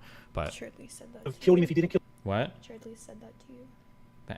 Thanks. Wait, tell him I'm a big fan. Okay. Okay. Tell him I said big ups. If that's cool. Okay. Because you have to get in. Who do you believe killed him? His cellmate. I don't know for sure, and God help me, I'm not accusing you. No, we know. But, We're just an opinion. The guy was a cop before he was a real jack. Oh, but his cellmate wasn't even there the day that he died. Unless he thinks he came back, he was already transferred out. Gorilla-looking, big white guy, steroided up. He had a quadruple homicide, and one of them he tried to make look like a suicide. Another one, right? And I think he killed him. And Well, I think how he killed him. I think I do too. Now you tell the audience how you think he did it. Okay, my opinion, with the cameras that are working, you can eliminate what it ain't. You know, you might not know exactly what's happened there, but you can specifically know what didn't happen. So no one came in that front door for the reasons we just said. There's no other way into the shoe but through that front door. So the murderer, and I believe it was accomplices, were two people is what I think. I think one of the guards was in on it, in my opinion. There's no film, and I believe that they opened the cell doors at an earlier time, and the guy went in there and killed him. Killed him at 4:30. They didn't find him until 6:30, which means they counted him dead, apparently, hanging there. And if he's hanging, how can that happen? Right, if they did it. Now, what they're going to say, all these stuff through count, and that's what they would charge or fine for sleeping through count. No one sleeps through count. They would have set an alarm. I ain't gonna lie, I've slept before. Can you, an alarm goes off if you don't? I'm setting my alarm. Oh, you mean, if I was so tired I was gonna take a nap, I'd set a 15-minute alarm or something. To know that count time? Yeah, it's count time. 3 times a night, midnight, 3 a.m. and 5 a.m. in the bureau, every day. Every day is a count. And 4 p.m. stand-up count, Yep. and on the weekends, 10 a.m. the weekends some kind of count. 10 a.m. count in the daytime, and any weekends, and then they have the But it's all bureau-wide. Everything's well, they standard. have a 9 p.m. count. Okay, so it does sound like that guy worked with ex-prison guard Gary Massey. Sorry, okay. So that guy was a prison guard. Weird statements, but okay.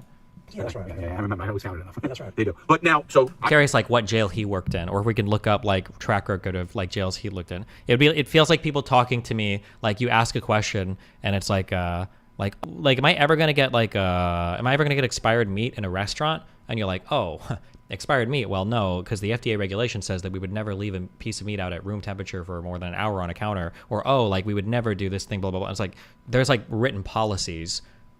But realistically, like what actually happens is not the written policy, depending on the type of restaurant you're working.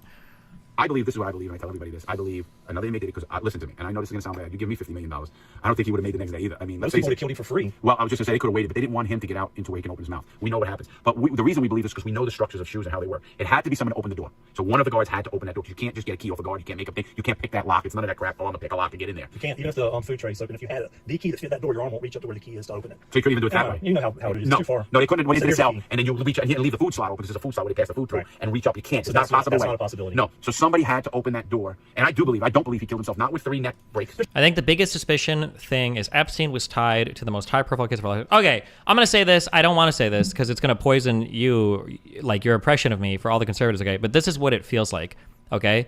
If you're a conservative, you really, really, really, really, really want, and for a lot of left-wing people, you really want there to be a big pedophile sex trafficking ring that involves every rich person in the world. You want that. You love that story. You think about it every fucking night, okay? You fall asleep to dreams of 11-year-old girls getting penetrated by Bill Clinton and every rich person in the world, except for the ones that you like Donald Trump, right? That's what's going on in your mind. And Epstein just happens to be the perfect scapegoat to facilitate that story. That's what you want. Epstein probably knew Biden, he knew Hunter, he knew the Clintons, he knew everybody, and now he died, and now we can't implicate all these guys, blah, blah, blah. Right? That's what you want. That's what you want. Again, the idea that this was going to be the highest profile case of sex trafficking or any of that, I don't think there's a shred of evidence for any of that. I don't know that there's any evidence of that, right? Where is why isn't Ghislaine or whatever implicated any high profile? What happened to the Prince Andrew case? Yeah, I don't know. I have to look into the Prince Andrew one more, but it seems like people keep saying that, like, why wouldn't you protect this guy? He was connected to the most high profile case of all time. It doesn't sound like it. I've never seen any evidence. That sounds like he's just a weird dude that sex trafficked kids and other girls. But the evidence that he worked with all these other high profile people and they all went and fucked people, that's just like a fantasy. That's like a sex fantasy that you conservatives have. But There's several things with that. The 3 neck breaks were strange. He had a big contusion on the back of his neck. To me, it looked like somebody just went up and whacked him right in the back of the head. If I wanted to kill him, I could, physically. They had to kill him with somebody that could do it quick so he wouldn't get caught and make a lot of noise on the range. This guy was a monster. Listen, you and I know I could. I know you could. Yeah, yeah. I mean, there's no way. He's a 60-something-year-old man. I would, yeah, but physically did that. But they went overkill on him. It's not. Are you actually denying the Epstein files released recently? Wait, Cody Zilla, give me the one biggest thing from the Epstein files that I can look up in 5 minutes. Give me the one biggest thing from the Epstein files released recently. Cody Zilla, in Cake Chat, I'm staring at you. Give me the one biggest thing. Don't give me like, well, there was a blah, blah, blah, all these random things. Give me the one biggest thing, and I'll look at it right now. Okay, tell me. The other thing I was going to say, it's very regular. The noose that they used in evidence. Give me 1 minute, I'll check. You don't even know off the top of your head? What's like, give me the one biggest thing from the Epstein files. It's like a huge thing. That Bill Clinton liked young girls and that he was having intercourse with them. The Stephen Hawking. I don't even know if that Bill Clinton thing is real. What? It's a fact that they all went to his pedo island. I know that doesn't mean they did anything, but it is not implausible. And Bill Clinton fucked somebody, Monica Lewinsky, in the Oval Office. Does that mean every president and every chief of staff and every single person is also implicated in like the grooming of secretaries and interns? Like the guy's a billionaire. I imagine his island is a pretty big place, and I doubt he's fucking sex trafficked women 24/7 on the island. He said he wants to collab with you. Who? Epstein? No, hello. Oh. Churdleys? Yeah. Bro, if Churdleys ever wanted to collab on a YouTube video, that'd be my dream. That means I've made it. I would retire after that. But I told him I have to be in it because I facilitated it. Oh, okay. I'm like pimping you out to Churdleys. Listen, it works for me, okay. I'm waiting for this guy to give me the biggest thing. God, you know the most annoying fucking cuck shit? I'm trying not to get too sucked into this because I hate all of you because you're all so predictable too. The most annoying thing is that you guys will look at like one connection of a connection of a connection of a connection, be like, I bet Bill Clinton was raping little girls on Epstein's island without any actual evidence at all. Then you fucking retards will look at Andrew Tate, the guy who's admitted it like 50 million fucking times on camera, DMs 15-year-olds in fucking Romania, all this shit. You'd be like, well, actually, I think he was set up, and I think that he was actually just putting on a character and a persona for the YouTube videos, and when he was selling the courses, he didn't actually mean that stuff, and when he talked about bottom bitch statistic way he was referring to the girl, he was actually just kind of blah, blah, blah. Like, God, fuck, I hate you all so much. I hate you guys so much. I know, because I know for a fact that the same people that say that Andrew Tate is fucking innocent, did nothing wrong, are probably out here saying, I know for a fact that every single person on Epstein's flight logs fucked little girls. God, you fucking losers. I hate you all so much. You can look it up now. The initial guard said he cut it down. They have like a. Right, sure, I have one of those. He said he saw Epstein at 6:30, went there, cut him down, but the noose that's on display didn't cut. He's got a hem on the end. The bedsheet's got a hem. And that's the end that was tied to the thing. He didn't cut it. So he took it down. He had to have, right? Yeah. It's not cut. Well, it's got a hem on the end. The bedsheet's got a hem. And that's the end that was tied to the thing. He didn't cut it. So he took it down. He had to have, right? Yeah. It's not cut. Well, I also don't understand why he's on suicide watch and there's one person in his cell. That's way out of policy, way out of bounds. Way out of bounds. He went on suicide watch sometime prior. I don't know the time frame. Suicide watch and there's one person in his cell. That's way out of policy. Wait, what? Hold on. Yeah. It's not cut. Well, I also don't understand why he's on suicide watch and there's one person in the cell. That's way out of policy, way out of bounds. Way out of bounds. He went on. Oh shit, we're about to watch these guys backwards rationalize from a set of facts that are incomplete. They're about to make the claim that having a person in the cell of a suicidal patient is actually incredibly abnormal, when the reality is, it sounds like that is actually the actual policy, I think, according to that OIG report. And the reason why he killed himself is because somebody wasn't in his cell. So it's like, they're about to super rationalize the exact opposite of what. On suicide watch sometime prior. I don't know the time frame. And when an inmate's on a suicide attempt or a suicide Have you watch, been on watches like this? Okay, tell the audience how that works. Well, you mentioned it before in your other videos. They put them in like a suicide or a dry cell. And a dry cell is just basically a cell with a concrete block for a bed, and it has a giant pool. Oh, I'm sorry. He might be talking about the suicide watch prior, but Epstein was out of suicide watch. He was in there for like 6 days, right? It's tear-proof. You can't tear it. And the guy wears a paper suit. There's no running water in there or anything, and you're under observation. And yes, you're 24/7. You're under observation. If that's not possible, they'll at least come by every 15 minutes. I'm only speaking on the things I know of from 2007. Now, would that what they've done? Would they be union violations? Yeah, they're going to get fired. Well, just fired. I mean, it's easy. Give me $50 million and fire me. They're going to get fired. Yeah, they could do it with cryptocurrency. Oh, anyway. Yeah, they could do it, and it could be no trace. Absolutely. But there had to be two people, or an operative had to be snuck in there some kind of a way. And to me, it's just that's out of reach. So crazy. You'll get solved by someone else to check. I think. See, you're saying, and I get what you're saying, that the inmate did it. I'm not even saying. I'm saying one of the guards did it. Maybe. And the reason I say that is, the greatest secret in the world, and I talk about it on this channel. 2 can keep a secret. 3 can keep a secret of 2 a day. Yeah, right. And the more people involved somebody wants, you give any guard. I'm telling you, these people were billionaires and whatever they were. They're involved in this Epstein case. Give somebody $50 million and say, listen, you might go to trial, you might not. You can get away, even if you're done. Your family, everybody's taking care of for the rest of their life. These people. Somebody will do it. I wouldn't want to murder on my. No. I know you wouldn't. I didn't say you wouldn't. But think about that now. Yeah. Easier for a guard to come in and put Epstein. That's a lot of money to give to a guy that would be directly implicated in Epstein's murder, who would have the entire world's eyes on him. Like, Is there any evidence these guys have gotten any money? Have they fled to? Because he's not thinking anything. Yeah, It's a guard. That's a good point. Now Epstein turns around, he bams him, chokes him out, puts him up on the thing, locks the door, and goes. There's no video. There's no video. So why wouldn't that be more plausible than? Well, that's not true. There'd be video of him going in and out. So that's they also. But these guys are. This is a show from 3 years ago or 4 years ago. So they don't have the same, or 3 years ago. They don't have the same report that we're working with. They're just making a ton of assumptions based on an incomplete set of facts. Do you actually think Epstein wasn't trafficking girls?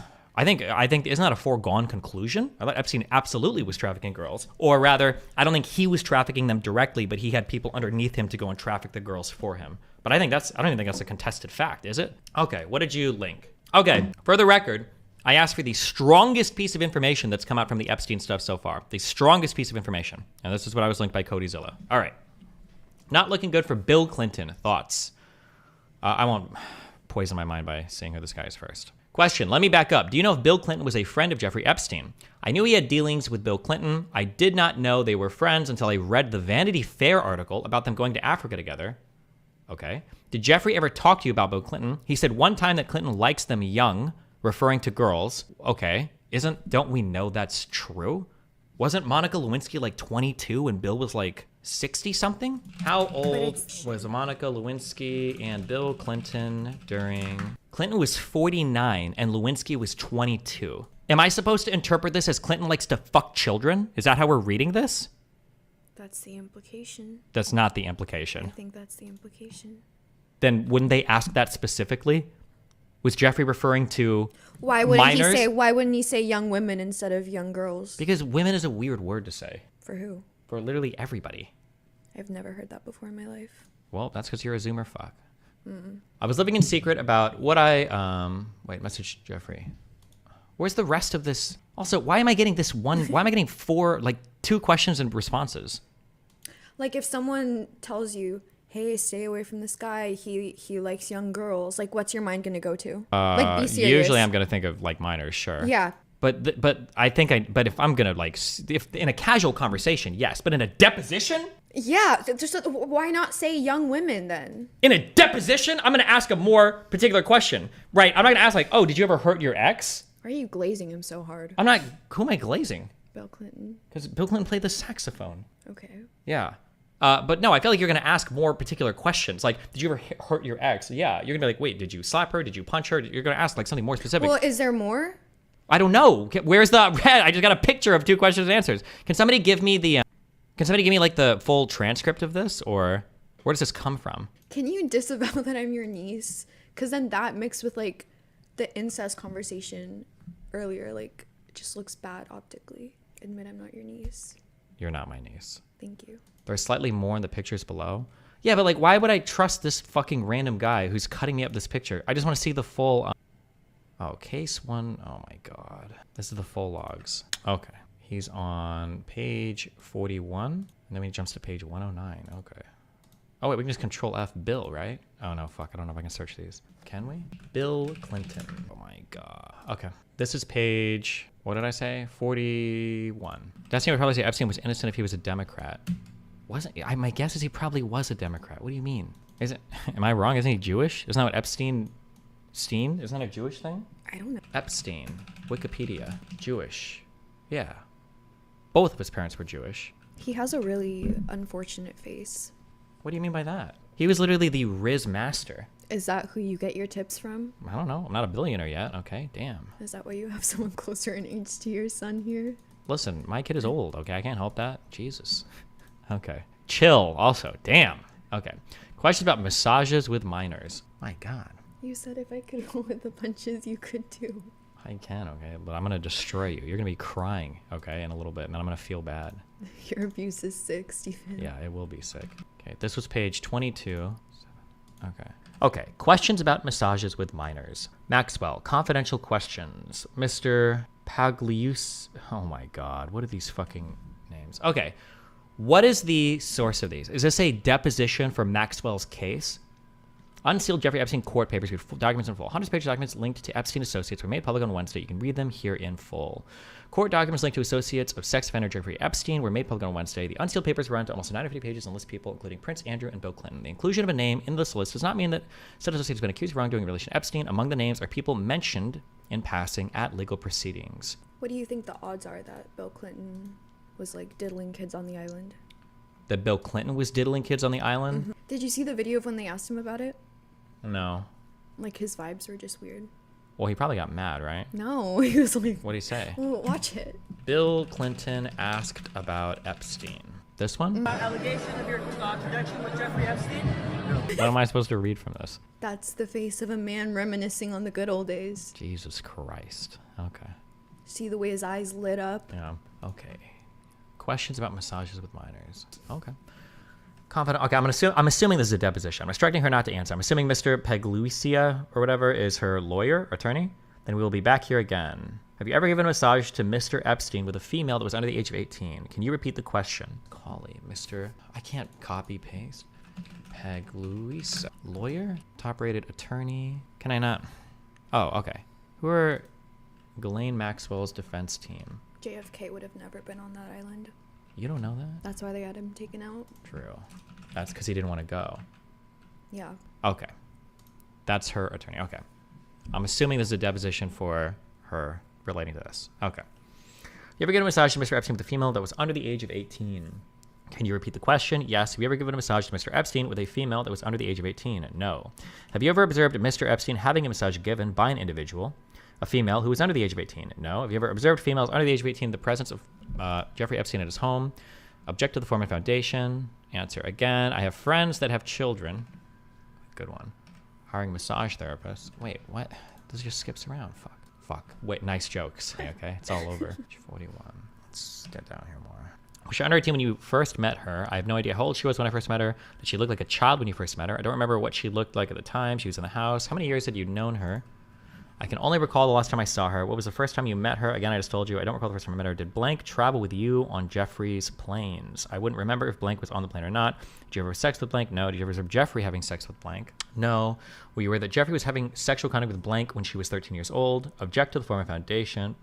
I'd be very shocked and surprised if that were true. What does it mean when an objection is being stated? Wait, where's Pisco? When you do an objection during a deposition, how do you know if you're like right or how do you figure out if it's granted or not? Or is the objection just noted, the person answers a question anyway? There's no way that would be the case, right? Or Esports Batman. It's just noted? You really would just note an objection and then you would expect your defendant to answer the question anyway? That seems wild, right? Or maybe the deposition itself would be inadmissible to evidence then, maybe. Is there anyone there to overrule it? No, because it's a deposition. It's just two lawyers and their clients. And then like a stenographer, a recorder or something, I think. But okay. Fish, okay. Were you in the house when Blank was in the house in a private area with Jeffrey Epstein? Object to the Foreman Foundation. Can you read the question? Were you ever in the Palm Beach house when Jeffrey Epstein was in the house with Blank? Oh, dude, that's not even far from here. I've already testified that I've met her and that she was there. I don't understand what you're asking. So you have never seen... Wait, did we skip pages? 39 to 40? No, we are here. Is that your testimony? I already said I don't recall all the times I've seen her and I have no memory of that. Have you ever seen Blank in the house with Jeffrey Epstein? Check the Foreman Foundation. I told you I don't recall seeing Blank. Were you ever involved in an orgy with Blank? No, absolutely not. Can you tell me, do you know an individual by the name of Nadia Markinkova? How would you know for sure if you have been involved in an orgy with somebody? I do. Have you ever met Nadia Markinkova? At some point, she was a friend of Jeffrey's, and I recall meeting her at some point. Maxwell Confidential. Did Jeffrey arrange for a visa for Nadia Markinkova? Is this like one of the key victims or something that's like underage or something? Maybe? You see them? What if I come over to some guy's apartment and we're like having an orgy and there are people in another room that are like part of the orgy, but you never go into the other room? You could theoretically but then be you're in... not part of the orgy. What do you mean they're not part of the... So there'd be two orgies happening in the same apartment? If there was like 5 people fucking in there and there were 5 people fucking in here, you'd say, oh, they're all having an orgy. Not together, no. So there are 2 orgies. Yeah. That's wild. What if 1 or 2 people go back and forth? Are they switching orgies? Yes. Oh my God. So does that mean that if you and I were hooking up in one room and then 2 people were hooking up in the other room, like we're just, like all 4 of us are having a foursome because it's happening under the same roof? No, but I feel like an orgy is like an event. It's not just like just describing. What do you mean an event? It's like it's like an event. It's an action. Like if 2 people are having sex here and 1 person having sex there, you wouldn't say they're having a How is threesome. 1 person having a sex? How is 1 person having They masturbate. They e-sex. They're e-girlfriend, okay? They're e-girl, okay? But if you're having like... So what if it's a gay orgy? Wait, okay, hold on. Wait, I got it. Okay. What if, okay, like, if I was eating here, if we were eating, okay, and then Lycan was in the other room eating, okay? We're not all eating together, All right. But if you were like, did you Lycan and Steve go over to Steve's apartment yesterday for dinner? We'd say yes. Are you equating eating food to having sex with someone? I didn't have to equate them, but I'm saying were you all at the same orgy? Yeah, but like not. But that's not the same orgy. That's like. Okay, what if it's an orgy in the same room, but there's 5 people here, 5 people, and they don't actually interact with each other? Are they Then part those of are the same? 2 different orgies. No shot. I don't believe this. No, What that's if one wild. of them is a gay orgy and then one of them is like a straight orgy? It's just a big orgy with a lot of LGBT people. No, they're completely different orgies. No, you can't have 2 orgies that Yes, close you together. can. That would be like if I take 2 piles of sand and I merge them, do I have 2 different piles of sand that are now in one pile, or just one pile of sand? Exactly. There you go. Repeat All that. right. No, too late. Okay. Objective form of foundation. Girls under the age of 18. Same objection. I have no idea. Was Nadia involved with sex with Jeffrey and girls over the age of 18? Same objection. I have no idea. Did Nadia recruit other girls for sex with Jeffrey? Object to the form of foundation. I have no idea. Just to talk to Nadia? No. Is she a pilot? I have no idea. Questions about Mr. Epstein and sex. Acts. I'm asking whether any of the massage therapists perform sexual acts for Mr. Epstein, as I've just described. I have never seen anybody have sexual intercourse with Jeffrey ever. So let's say You're still not taking the L on this. there's 2 orgies going on in your house, like the way that I see it, and while you're over there doing your business, someone sneaks in an underage person in that room. Would you say you're then part of that orgy with the underage person, even though you're in a different room? Like, would you incriminate yourself like that, or would you say no? There were 2 different orgies. We were in a different room. You can claim there were 2 different orgies. Okay. What do you No, answer the question.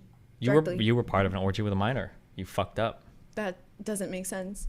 If you were locked in that room and then someone brought a minor into that room, there are 2 different orgies. How is that the same one? You would be implicated though. You'd be part of the orgy. But like. Okay. Have you heard of Romeo and Juliet laws? Under your logic, okay. Let's say that a 15-year-old, I think for Romeo and Juliet, it's like a 15-year-old might be able to fuck an 18-year-old, right? I think. Because it's like within like 3 or 4 years. 16 and 18? Yeah. No, because isn't 16 age of consent in a lot of states? I don't know. Don't act like you don't. Oh, you don't know because you don't care. You're just entrapping men. Okay, that's what you're doing. Okay. All right. Wish. Let's say it's legal for 15 and 18 because of Romeo and Juliet laws, right? Let's say that you were 45, okay? Let's say that 15-year-old boy is here. He's getting a blowjob from his 18-year-old girlfriend here, and then you're fucking the 18-year-old girlfriend from the back. Do you think that's okay since you're not touching the person up front? Or are you in a threesome with the person up front even though you're not touching them? Are they all in the same room? Yeah, you're literally connected by the dicks Are to the girl. people in both orgies in the same room, or are they? They don't have to rooms? be in the same room. They just have to be in the same then general. Where's your logic? Then that's the completely logic. Different. That's my completely God. different. Okay, you're just wrong. All right. You're just wrong. Let's say that 5 people are fucking at a table in front of you, and you're like on the couch watching masturbating. It's like 3 feet away from you. Are you part of the orgy, or are you not part of that orgy? You're being cucked. You're not part of the orgy? Yes, but you're in the same room watching the orgy. You're not in a different orgy in a different room. Well, but you just said if 2 orgies were happening. Okay, here's a question, okay? Let's say everybody's fucking. One guy goes to the couch for a minute, okay, takes a break, and he's watching. Is he no longer part of the orgy, or is he still part of that orgy? He is a part of the orgy. Okay, but if he looks to the left, where there's another orgy happening, you're saying he's not part of that orgy. They're not two separate. until he goes and like does some sexual act in that orgy. Like if he penetrates someone, then he's in the orgy. No, you're just completely wrong. Okay, let me finish this. I got 30 minutes till fucking kick or keep. God damn it. All right. I've never seen anybody have sexual intercourse with Jeffrey ever. I'm not asking about sexual intercourse. I'm asking about any sexual act, touching with the breast. Did you ever see? Can you read back the question? Record, read. Oh, record, read. Oh, the recorder, whatever. I'm not addressing any questions about consensual adult sex. If you want to talk about what the subject matter, which is defamation and lying, Virginia Roberts, what you and Virginia Roberts are participating in, perpetrating her lies, I'm happy to address those. I never saw any inappropriate underage activities with Jeffrey ever. Question, I'm not asking about underage. I'm asking about whether any of the masseuses that were at the home performed sexual acts for Jeffrey Epstein. I've just answered the question. No, you haven't. Wait, oh my God. Is this not the right page 41? But maybe it's formatted differently on that site. Page 41. No, it's, unless there's like another, they restart the numbering. Oh my God. Okay, hold on. Maybe I need to look at the actual case number. I'm assuming there's a case number. I feel like I do really good in kick or keep. Well, you should have asked 7433 1320. Oh, page 42 of 179. Okay. Christ. Just control of Clinton. It doesn't work, you fucking Hold on. Okay. 128, 179. Wait, is that what the number was? Okay, here we go. Page 42 of 179. Check disagreements are like 4 people. Yeah, hold on. Page 42. That's what we're looking for. That's, your problem. You're gonna die. Under your care? You're not under my care. You're just in my apartment. Okay. If you die, that's not my responsibility. Okay. Page 41. Okay. Okay. What did you hear? I heard him call someone and say, "A fat guy is in Hawaii." The fuck are these names? Can we find some girls for him? And what was your reaction to that? Well, I was massaging and I didn't have a reaction. I tried to remain reactionless the whole 5 years. Oh, wait. This isn't Maxwell anymore. Ugh, who is this? Download the doc and you can search. Too late. We're too deep in now. Okay, hold on. We're on document page 204. 70. Okay, what is this? I could do it from your laptop. No. Listen. Deposition of Joanne Schoberg, pursuant to notice. Okay, Johanna Schoberg. What the fuck? Who is this person? 5 fast facts you need to know. Okay, so 39-year-old hairstylist, small business owner in West Palm Beach, Florida, who alleged that Prince Andrew groped her at Jeffrey Epstein's New York townhouse in 2001. Okay, that's who's being deposed here. Christ. Okay, and then 201. My God. Okay, did Ghislaine ever describe to you what types of girls Jeffrey liked, model types? Did Ghislaine ever talk to you about how you should act around Jeffrey? She just had a conversation with me that I should always act grateful. Did Jeffrey ever tell you that he took a girl's virginity? He did not tell me. He told a friend of mine. And what do you recall about that? Objection, hearsay, foundation. He wanted to have a friend of mine come out who is a cardio kickboxer instructor. She was a physical trainer. And so I brought her over to the house and he told my friend Rachel that he said, "You see that girl over there laying by the pool? She was 19. And he said, "I just took her virginity." And my friend Rachel was mortified. Damn, he was getting kickboxing training because he knew he was going to be killed in jail. Based on what you knew, did Maxwell know the type of massages Jeffrey was getting typically involved sexual acts? Objection, foundation leading. The witness, yes. What was Maxwell's main job with respect to Jeffrey? Well, beyond companionship, her job as it related to me was to find other girls that would perform massages for him and herself. Did Maxwell ever refer to the girls in a particular way? At one point, when we were on the islands, we were all watching a movie and she called us her children. Did anybody respond to that? I don't recall. Did she ever refer to herself as a mother? Yes, like a mother hen.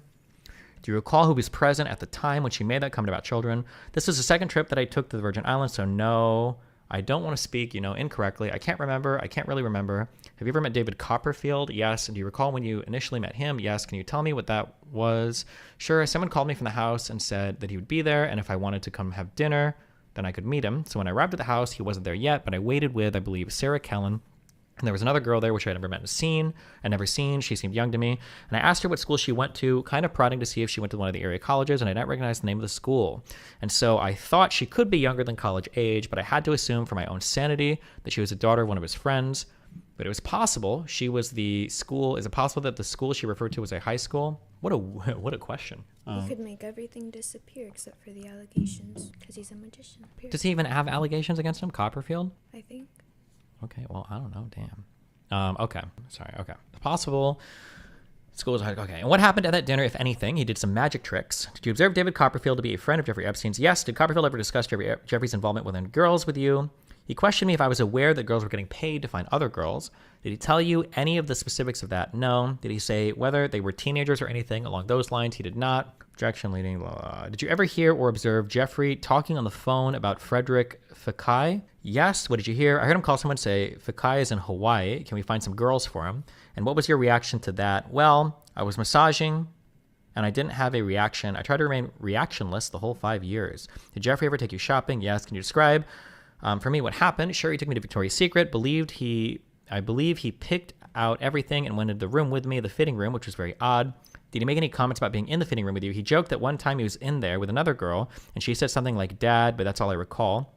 Did Jeffrey ever... How did they let a guy go into the fitting room with a girl? That's kind of weird, but okay. He joked that one time he was in there with... Have you ever been propositioned by anyone? Have you ever been propositioned by anyone to have a baby for someone? Yes. And who propositioned you? Jeffrey asked me. Did he ask you more than once? Yes. And what did he say? Basically just said, "I want you to be the mother of my baby." And do you recall your response to that? I don't believe that I said flat out no. I didn't agree to it. I would just say, "Oh yeah, really? Okay." Destiny, that's pretty normal. Wait, really? I feel like every dressing room I've ever been in, they're really anal about like keeping people out of like the rooms with each other, because I don't want people fucking in there. Or maybe I just give off Coomer vibes and they don't let me go in with any women. And do you recall your response to that? I don't believe that I said flat out no. I didn't agree to it. I would just say, "Oh yeah, really? Okay." Did you ever bring other girls over as Maxwell had requested? Objection leading, hearsay form. Not Walmart. They were Victoria's Secret. One time by Miss Colley. Let me back up a minute just to make it a clean question. Did you ever bring friends over to massage Jeffrey? Answer, no. And why did you not bring friends over to massage Jeffrey? I was living in secret about what I was doing during the massages, and I did not want my friends to know what I was doing, so I did not want anyone else claiming or coming into that. Here we go. Was Bill Clinton a friend of Jeffrey Epstein? Objection Foundation was calling. Let me back up. Do you know if Bill Clinton was a friend of Jeffrey Epstein? I knew he had dealings with Bill Clinton. I did not know they were friends until I read the Vanity Fair article about them going to Africa together. Did Jeffrey ever talk to you about Bill Clinton? He said one time that Clinton likes them young, referring to girls. Do you recall ever taking a trip to Jeffrey Epstein's home in New Mexico? Yes. And do you recall who you went on that trip with? Sarah Kellen was there. Ghislaine was there. That's all I recall. Do you recall why you went on a trip to New Mexico to work? Do you perform do you perform massages on that trip? Yes. Do you recall whether you performed massages? That's the only mention? And so in the context of that, saying, like, what did he think about the girls? Meaning, like, the girls that were participating in these activities. So he was talking about, like, underage girls, not I don't think so. I don't think anything in here was about underage girls. Or I don't think anything explicitly called out underage girls. Well, it doesn't have to be explicit. It's implied. That's weak. That's really weak if that's what we're going on, to assume that Bill Clinton is a pedophile. When somebody's like, did Jeffrey ever talk about Bill Clinton? You're like, yeah. He said one time that Clinton likes them young, referring to girls. I guess we could assume that she's... Yeah, but like if it was in any other context, and like, okay, whatever. But in the context of like, they're literally on an island where little girls are getting diddled. And he's like... I don't know if that's even what's being talked about here, though. Right now it talks about, they're just talking about like the trafficking stuff. Like, this isn't a line of questioning relating to like... minors. Like, this is not like a line of question relating to that. Like, it sounds like this line of question is relating to her, like, basically being trafficked. I don't know if it was being trafficked or being a prostitute, basically. It could mean that. I'm not gonna say it's impossible, but I'm just saying, like, this isn't like 100% like, oh my god, this is proof that she said that Jeffrey said that of the Bill girls Clinton... on the island, he liked them young. Then why Let me back up. Do you know if Bill Clinton was a friend of Jeffrey Epstein? I knew he had dealings with Bill Clinton. I didn't know they were friends until I read the Vanity Fair article about them going to Africa together. Did Jeffrey ever talk about Bill Clinton? He said one time that Clinton likes them young, referring to girls. So why wouldn't he say like women or young women? I don't know why she would have said girls instead of women, but like, I don't know what the... In the Monica Lewinsky trial, was she referred to as a young woman or a girl? Because you were saying that he likes young girls. Like, Monica Lewinsky was like 22 and he was like in his 40s. So was she referred to as a girl or a young woman? Probably a woman, but people say girls sometimes. But like, yeah, but you cannot be this like obtuse on purpose. I'm not being obtuse. You are. Hold on. People say girls a lot when they're talking about women of the age of majority. Do you agree or disagree? Wait, no, answer that question. Do you agree or disagree? Sometimes. Not in this context. Not in the context of a pedophile ring. But that's not what this line of questioning is even about. I don't even know if... Is this girl even alleged to have been underage at any time? She's a 39-year-old hairstylist, and this happened in 2001. I don't even know if she's what would it have been, 24 years ago? So she would have been 15? Was she alleged to be underage at the time? It just seems weird that if this is it would have been 2008. I don't know when the year was for this. If this was like evidence, or if this was something saying that Bill Clinton liked little girls, like, why wouldn't this be like pursued at all? Why would you not ask more questions about this? Like, you're having Jeffrey Epstein is talking to you about another person that likes little girls. Why would you pursue this? Why would you say Bill Clinton likes girls that are of age but younger? And like, say girls, like, you're being obtuse. That doesn't make sense. Like, do you get what I'm saying? I get what you're saying, but like, the issue is that like, people say girls when they're just talking about like girls. Like, I like girls. I mean, a minor. In the context of Jeffrey Epstein's island, and she's like she's connecting the dots to Epstein with the context in your mind that you know like what Epstein was doing. When you hear Epstein said he likes girls young, like, where does your mind go to? I think that like that phrasing would probably change my mind a little bit if she was like, oh, he said that Clinton likes young girls. He said that Clinton likes little girls. But when he's saying like, oh, he said that Clinton likes them young, referring to girls, that's a different kind of sentence. But like, it's just in the context of the Epstein case. I understand it's in the context of the Epstein case, but like, if let's assume that that's the case then, and this is like an admission that Bill Clinton likes minors or whatever, why wouldn't we pursue this a little bit more? Well, I never said we shouldn't. No, but I'm saying, like, why wouldn't the lawyer ask more questions about it? Since, like, underage girls and all that seems to be, like, pretty central to a lot of the deposition here. Is this all the documents, or is there more? No, I can keep reading for a little bit, but... delve deep into anyone, or is it just like very surface level questions for pretty much everyone? And then Well, there seemed to be a bit about the Copperfield guy earlier, right? Sarah Kellen was there too. Ghislaine was there too. That's all I recall. Do you recall why you went on the trip with New Mexico to work? Did you perform massages on that trip? Yes. Do you recall whether you performed massages with Sarah Kellen on the trip? Calling the New Mexico home, ever receiving nude photos of female Sarah? Don't recall. Would you provide massages? Would you provide some massages naked on occasion? On average, would you be naked if it was 100% of the time, more than 50% of the time? Sure. When you're performing the massages, can you tell me, you said on occasion over the 5 years that you worked for him, how often did you perform massages naked? Somewhere between 25 and 50% of the time. Did Epstein try to make the massages sexual on occasion? Would Epstein have you rub his nipples? Yes. Would he masturbate during the massages? Yes. Do you use sex toys or vibrators on you? Yes. Would he leave the sex toys or vibrators out after the massage? Would he clean up after himself? He did not clean. He did not ever clean up. If you're being like ultra charitable to Bill and say, like, yeah, he was talking about young women, who was the oldest girl giving massages at the island? I have no idea. But like, I don't even know if just the reference here, we don't even really know if she's talking about girls at the island, because like she literally says before that she didn't even know that Clinton and Epstein were friends. She had no idea until that Vanity article came out. Why would Epstein be talking about of age girls, of age women? Because he probably fucked of age women too. I thought he exclusively fucked underage girls. And if he was getting girls for other people, I thought he was exclusively getting... So you're Epstein and you're making like a client list, and Ghislaine, is that how you say her name? Ghislaine? Ghislaine. She's asking you questions, trying to like find... like victims or whatever, and she's like, okay, like what does Bill Clinton like? Mm-hmm. And you're like, he likes young girls. Like what are you gonna think? That he likes underage girls, or that he likes 18, 19, 20-year-olds? Depending on the context of that conversation, that sounds like you're looking for minors, like minors, actual, yeah. Mm-hmm. But when I'm looking at this sentence, this is what it hears like to me. It could be different. This is what it hears like to me. Okay. Mm-hmm. Did Jeffrey ever talk to you about Bill Clinton? And she's thinking, well, did Jeffrey ever talk about... She didn't even know they were friends.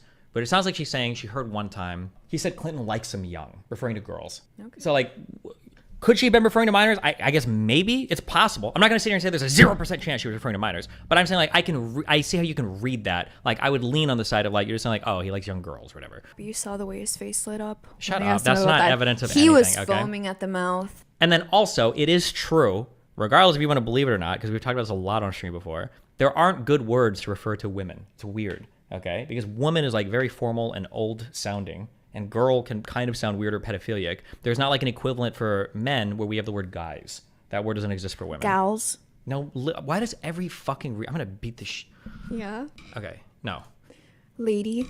Lady, it sounds like a prostitute, okay? Nobody says gals ever. That's literally not Chicks, even a real chicks. word. Chicks. Yeah, and then you sound like a frat boy who's trying to fuck cheerleaders.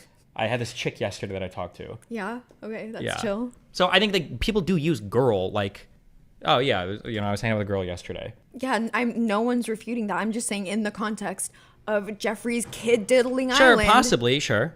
Would you call yourself a young girl? I don't know. You kind of are. You'd like that, wouldn't you? If it was in the Epstein context. Okay, so yeah, it's possible that she meant that like Epstein was saying that Bill Clinton liked minors. It's possible. I'm not gonna say it's impossible, but I can also see the other reading here. And if that's the strongest piece of evidence of Bill Clinton like doing weird shit, that's pretty weak. Would you agree with that at least? Yeah. Okay. Do you ever recall him taking a trip to Jeffrey Epstein's home in New Mexico? Okay, this is page 42 of 179. Oh wait, we already did this one, didn't we? I'm not saying he did anything. I'm just saying like in the context of the kid diddling island, if someone's saying that someone likes young girls, they're probably not. Well, he didn't say young girls. She said he likes them young, referring to girls.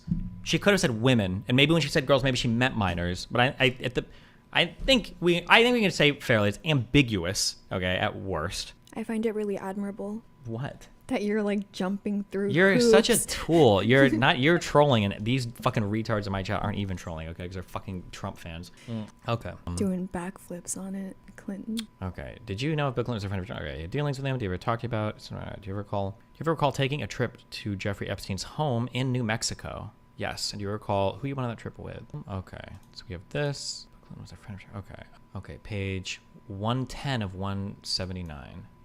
110. If I told you he was from Maine, would that stick on your mind? Oh, did you ever meet Did you ever meet Senator Blank? I don't know what he looks like. I might have. If I told you he was from Maine, would that stick on your mind? It should, but I don't recall meeting him. Do you remember meeting Prime Minister Ehud Barak from Israel? No. Do you recall meeting any Prime Minister? No. Any foreign presidents? No. Nobel Prize winners? Not to my knowledge. Naomi Campbell? No. Al Gore? No. Alan Dershowitz? No. Les Wexner? No. Tom Pritzker? No. Kevin Spacey? I may have already asked you, but did you meet Kevin Spacey? No. Did you meet Governor Bill Richardson of New Mexico? I want to say that he was supposed to come to dinner when we were in New Mexico. I don't know if I met him. I believe that he and Ghislaine had dinner separate from himself. Jean-Luc Brunel. Yes. You did meet him. Yes. Tell me about it. He was just in the house at one time in Palm Beach. Page 110. What are we reading to? Page 109. Oh, wait. Okay, we're getting there, I think. Wait. Or did we pass it already? Oh, no, wait, we passed it. Sorry, my bad. Went too far. Did you have any conversation like that with... Oh, let's go up a little bit. Okay, again, what was something you were okay with? Yes, Jeffrey Epstein never told you that he knowingly had sexual contact with an underage girl. Objection. When I asked him if the accusations were true after we spoke with the police, he said yes, but they lied about their age. How did that conversation come about? He asked me if the police had ever spoken to me, and I asked him if is it true. And you were talking about underage girls, correct? And he said that he had been lied to by those girls. Yes. Did he say anything else to you about it? No. Did you ask him anything else about it? No. Did you attempt to have any conversation like that with Ghislaine Maxwell? No. I saw one press report that said you had met Kate Blanchett or Leonardo DiCaprio. I did not meet them, no. When I spoke about them, it was when I was massaging him and he would get off. He would be on the phone a lot at that time. And one time he said, oh, that was Leonardo, or that was Kate Blanchett, or Bruce Willis, that kind of thing. So name dropping, yes. Wow, like you did with the Churdley guy. You asked. Just saying. You literally asked. You were so like, do you know name Churdleys? dropping. So name dropping, okay. Yes. So you had not met Kate Blanchett or Leonardo DiCaprio. I have not. Would you remember if you had? I would hope I would remember. Did you meet Cameron Diaz? No. Bill Clinton? No. Did you see Bill Clinton on the island? No. Did you see Bill Clinton in a helicopter being flown by Ghislaine Maxwell? No. Did Ghislaine Maxwell ever tell you that she had flown Bill Clinton in their helicopter? I don't recall her saying that. Did you ever meet Senator Blank? Wait, what was this thing then? Oh, wait, why the fuck did this guy even include this in this fucking thing? Not looking good for Bill Clinton. Okay, this was your strongest leak. Dude, this is really? I can't believe the Stephen Hawking little person conspiracy was fake. Yeah, how mad does that make you? It's just saddening. Do I have to leave when Kicker Keep starts? Probably, because it's going to be, people are going to say dumb shit. I like dumb shit. Yeah, but I don't want to deal with it, so fuck you, okay? Okay. Codzilla. I linked other stuff retard. Give me one more quick thing before this starts. Go. The Myrick on Twitter is the one who hosts Big Twitter Space and thinks Jackson Hinkle has valuable insights. Nice. Look, the chat says let me stay. Listen, if you really want to, but 12-day back country hike or maybe even encounter gangsters in a horrible city and they pointed a gun at you. I don't think I've ever been in any crazy situations like that before. I don't think. You're equipped here? Yeah, we just don't have the tools we need. I'm sorry, Rob. I mean, honestly, it's like... like... all the screws, or was there anything else that is not clear that was there? You barely did any research on Epstein. His background and the source of the money are more interesting than circumstances of his death. No, they're really not, unfortunately. How do I explain this? They're... okay. I have a beautiful pocket watch, okay? Rolex pocket watch. I don't know if Rolex makes pocket watches, okay? I have a bag here, got the Rolex watch here, and I say, does it look like the Rolex watch was created by somebody? Or do you think it just naturally spawned like this into existence? You look at it, you go, well, obviously, looks like it was probably created by somebody, okay? Put the Rolex bag, or the Rolex watch in the bag, tighten the bag, put the bag on the table, you take a big hammer, and you just smash it up, okay? Over and over and over again. You shake the bag, you open the bag, and then you pour the pieces out on the table. And then you ask, guy in front of you, or the guy asks you, I guess, how many times would I have to shake this bag for that Rolex watch to come out again? And you think about it, it's like, well, probably never. It'll never. You have to. There's like a finely crafted piece of machinery that's just going to randomly come out of a bag, no matter how many times you shake the parts out, right? I believe this is the teleological argument for the universe. Watch, bag, crush, argument for God. Is this the clockmaker argument? Yeah, but I think that the formal name, so you can sound smarter when you said it. So telos is like the purpose or design of something. A thing's telos, the teleology of a thing. The teleological argument, I believe, argues because the universe seems to function in such a way that it was clearly designed by something. So, the teleology of the universe seems to imply design, right? There are several big flaws with this. But the first flaw, the biggest flaw that you have, is that as humans, when we look at something, sometimes we think, wow, what are the chances? That's insane. There must have been some reason behind that. But the problem is you only see the thing that happened and you don't see the 50 billion things that could have happened, right? For instance, every single time you shuffle a deck of cards, that is truly an amazing feat because whatever order the cards end up in after you shuffle them, it's probably never been done and never will be done, never will be repeated in the entire history of the heat death of the universe. 52 factorial is the number of combinations of unique shuffles you can have in a deck of cards. When you look at any person's life, I'm sure you can always find a ton of weird things where it's like, damn, what are the chances of that? Wow, what are the chances of that? Wow, what are the chances of that? Oh my God, right? The problem is that when you go looking for things like that, it's like the full body scan on a house. If you go looking through especially billionaires' lives, like, man, that's so weird. Man, that's so weird. Then it's like you're always going to find weird things. And then when somebody says like, well, what are the chances that that and that happen? It's like, well, probably pretty low. But I mean, that's probably why this guy is a billionaire. That's probably why it doesn't happen all the time, you know? I remember a lot of the 9/11 arguments. People say like, what, really? You really think that would happen to Building 7? Does that seem at all reasonable to you? And I was like, well, I don't know, Chief. I've never watched planes fly into skyscrapers before. I'm pretty sure you haven't either, because I don't think this ever happened in the history of all of mankind. I don't know what would be reasonable in this circumstance. I don't know what it's like when 737s or whatever fly into massive steel fucking concrete skyscrapers, you know? So the point being that some people say that I see a lot of this, like, how did Epstein make his money? I don't know, and I don't care. But I mean, like, were there some weird things happen? Maybe. But if there's no, like, smoking guns, there's no strong evidence pointing to malfeasance, or there's no, like, reason to believe that, like, something weird happened, like, who cares? I mean, I'm sure you can go back to a lot of billionaires' lives and be like, yeah, I don't know, yeah, I'm sure there's some weird things. The only extra research I would do with Epstein, maybe we'll do it today, I'm on board, would just be why he got such a crazy plea deal in 2007 or 2008. That sounds insane. But otherwise, just the whole, like, how did he make his money? What do you mean, how did anybody make their money? I mean, I'm sure there are tons of billionaires on the planet where it's hard to know exactly, like, oh, he ran a hedge fund. But yeah, I don't know. Okay. Washer there, but whatever. I think he has a mechanical screwdriver as well. Rob should have 1,000 screwdrivers. Oh yeah, this sucks. A sex trafficker with a lot of money, no clue how he made it, no malfeasance. So again, and Destiny, yet you talk endless shit about Andrew. This is gonna be my rich person's brain coming out. And I understand, I'm not even trying to be condescending right now, okay? Jeffrey Epstein trafficking girls on his island. And then you going, obviously he's a billionaire, like this is how he made his money, would be the equivalent to me looking at a kid in grade school that has $500,000 in his bank account and then going, oh, this kid loans money at interest rates on recess. Of course he's got $500,000. This kid lent this one dude $5 and the next day he made him pay him back $750. That's a 50% increase on his investment in one day, right? I'm sure that you can make money trafficking girls, but for an individual to become a billionaire off of trafficking, no shot. That is an absurd amount of money with an absurd amount of criminal vulnerability, with an absurd amount of downsides. You would need an absurd amount of clients, right? Even the Tates weren't billionaires, but what the Tates engaged in, the Tates didn't make their money sex trafficking. Sex trafficking was just a part of their business. The way they made their money was in the open on campsites. It was way more open, right? I seriously doubt in the history of all of mankind, a person could be a billionaire by trafficking girls. No shot. Maybe millions, maybe even tens of millions. Although at that point, you're probably getting big. But you don't understand how much money it is to be a billionaire. $1 billion, that's a lot of money. To make hundreds of millions of dollars trafficking in relatively privately, there's no shot. It's way too much. That scale just sounds unfathomable. That scale is a huge scale of trafficking. Wait, so you work out with Yeezys on? This is the only. These are the only like sneakers I have because I only wear boots. How was your bullshit weekend? I'm in Colorado. Yeah. It was a week. It was great. Altitude 9,000 feet. It was great. Why didn't you invite me? Because you had to be a cop. Joey Parmesan. Did you leave already? I'm probably fired. Oh, I hate GTRP.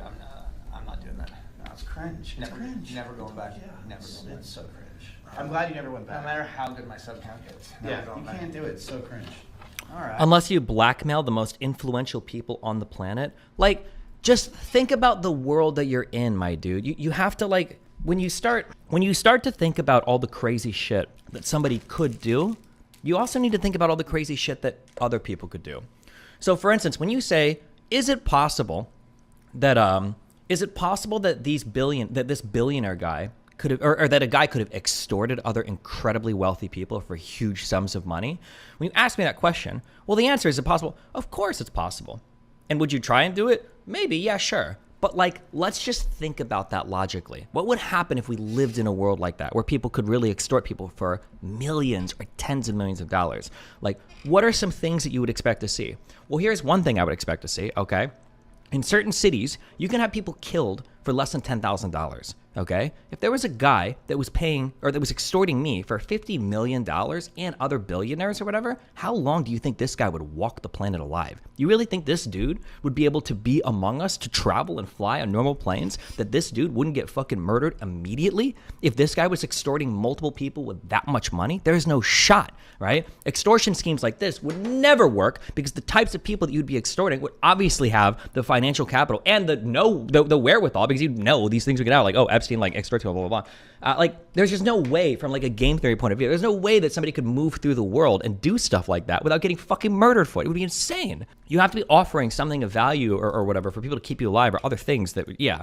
Not to mention that, like, okay, that's true. If he was protected by Ray Epps as security, okay, the leader of breach teams 1 and 2, maybe. This is retarded. He has billions, so he can afford 24-hour security, Limfeo. Wow, he has so much security and he's so smart with his money that he got fucking arrested twice for trafficking, my dude. Wow, true, so much security, so ingenious. What a smart guy. Wow, twice by the fucking feds, bro. Not even like some crazy like military operation. It wasn't SEAL Team 6 by the, wait, was it even by the fucking feds? How did he even get arrested the second time? Like, cringe, bro, come on. Do we have 60 members? All of this to say, I'm sorry, let me reiterate my point. All of this to say, it's not impossible that he did do these things. I'm just saying that you should want to see some evidence for it. You should want to see at least one shred of evidence that it happened. Just one shred of evidence. One shred of evidence. That's it. Without any evidence at all, why would you immediately believe that unless you want it to be true? Because you do want it to be true. You want there to be the pedophile sex traffic rings. You want there to be videos of Hunter Biden, okay, penetrating some fucking 12-year-old on Epstein's Island with Bill Clinton and Hillary laughing in the background while they, roast marshmallows over Seth Rich's cremated corpse or whatever. Seth Rich? Is that the guy who Hillary Clinton supposedly, like, you want it to be true. By the way, the global profit of all trafficking is estimated to be $150 million, and 80% of that is forced labor, not sex trafficking. Yeah, that's not even surprising me. Bro, trafficking has got to be some of the most, like, overhead-intensive work in the world. Like, if you think about, like, the movie Taken, right? The guy at the airport, he's getting paid as part of the trafficking thing, right? The people that are doing the handoff are getting paid for transportation. The people that are holding the girls are getting paid. All the people that are working at any of those facilities are getting paid. The people that are facilitating trades between Johns and girls, or the brothels and the girls, like, there are so many hands involved in human trafficking. There's just no shot that you're making these huge overheads in this industry. I don't believe it. But what about cartels? Surely they make a lot of money from it. Cartels are probably making a lot of money. That wouldn't surprise me at all. However, but why though? What's the chief product that they deliver in? What do you think is what is the big moneymaker for cartels? My guess is going to be drugs.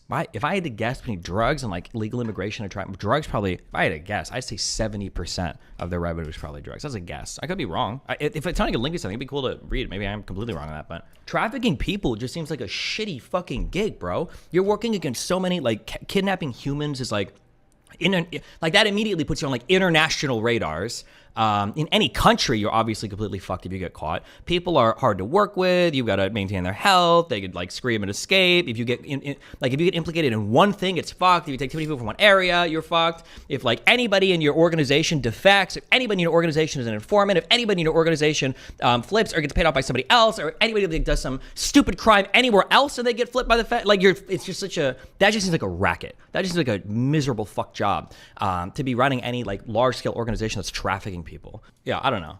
That just seems like cuck shit. I think if I was going to do any legal industry, it would be something relating to financial crimes or drugs. I will 100% do anything. I don't think you guys get it. I'm a workaholic. I love working. Are you getting 9 to 5? Assuming Destiny didn't see that trafficking movie that was promoted by right-wingers because it explains a lot of this, that movie looked like the cringiest fucking like nut shriveling thing I'd ever seen in my life. Sleep, wake up, come here, eat, watch Ronnie Coleman. Eat. I'll make you a deal.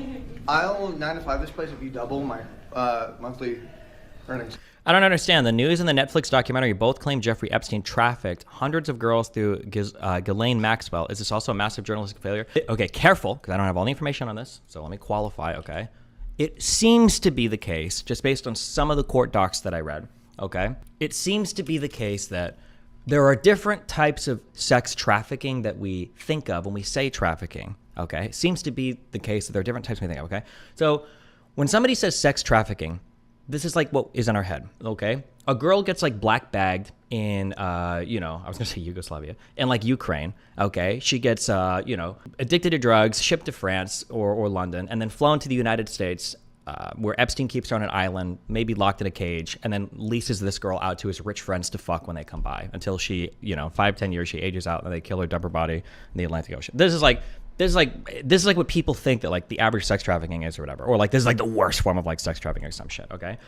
It seems like, I could be wrong, okay, but it seems like, from what I read in at least some of the depositions shit we went over, when they say that Epstein trafficked, what they mean is like Epstein would reach out to girls, let's say like a girl in Miami, you message a girl, hey, you seem cool, do you want to come over? Maybe I can like pay you for massages or blah, blah, blah. And then the girl would come over. And then when she's there, you'd start like touching her while she's rubbing him. Like, can you massage me naked? I'll give you some more money, this kind of thing. Or like asking girls to go and like give his friends massages and blah, blah, blah. And it was more like a prostitution thing, kind of like that, but not just prostitution, because he's not being upfront with it. He's being like kind of a creep or a scumbag, but not a scumbag, a creep about it, and not being upfront with what he wants. And that type of like business seemed to be what Epstein did. That's just when I read some of the depositions and stuff, that's what it looks like. Yeah, which is not good.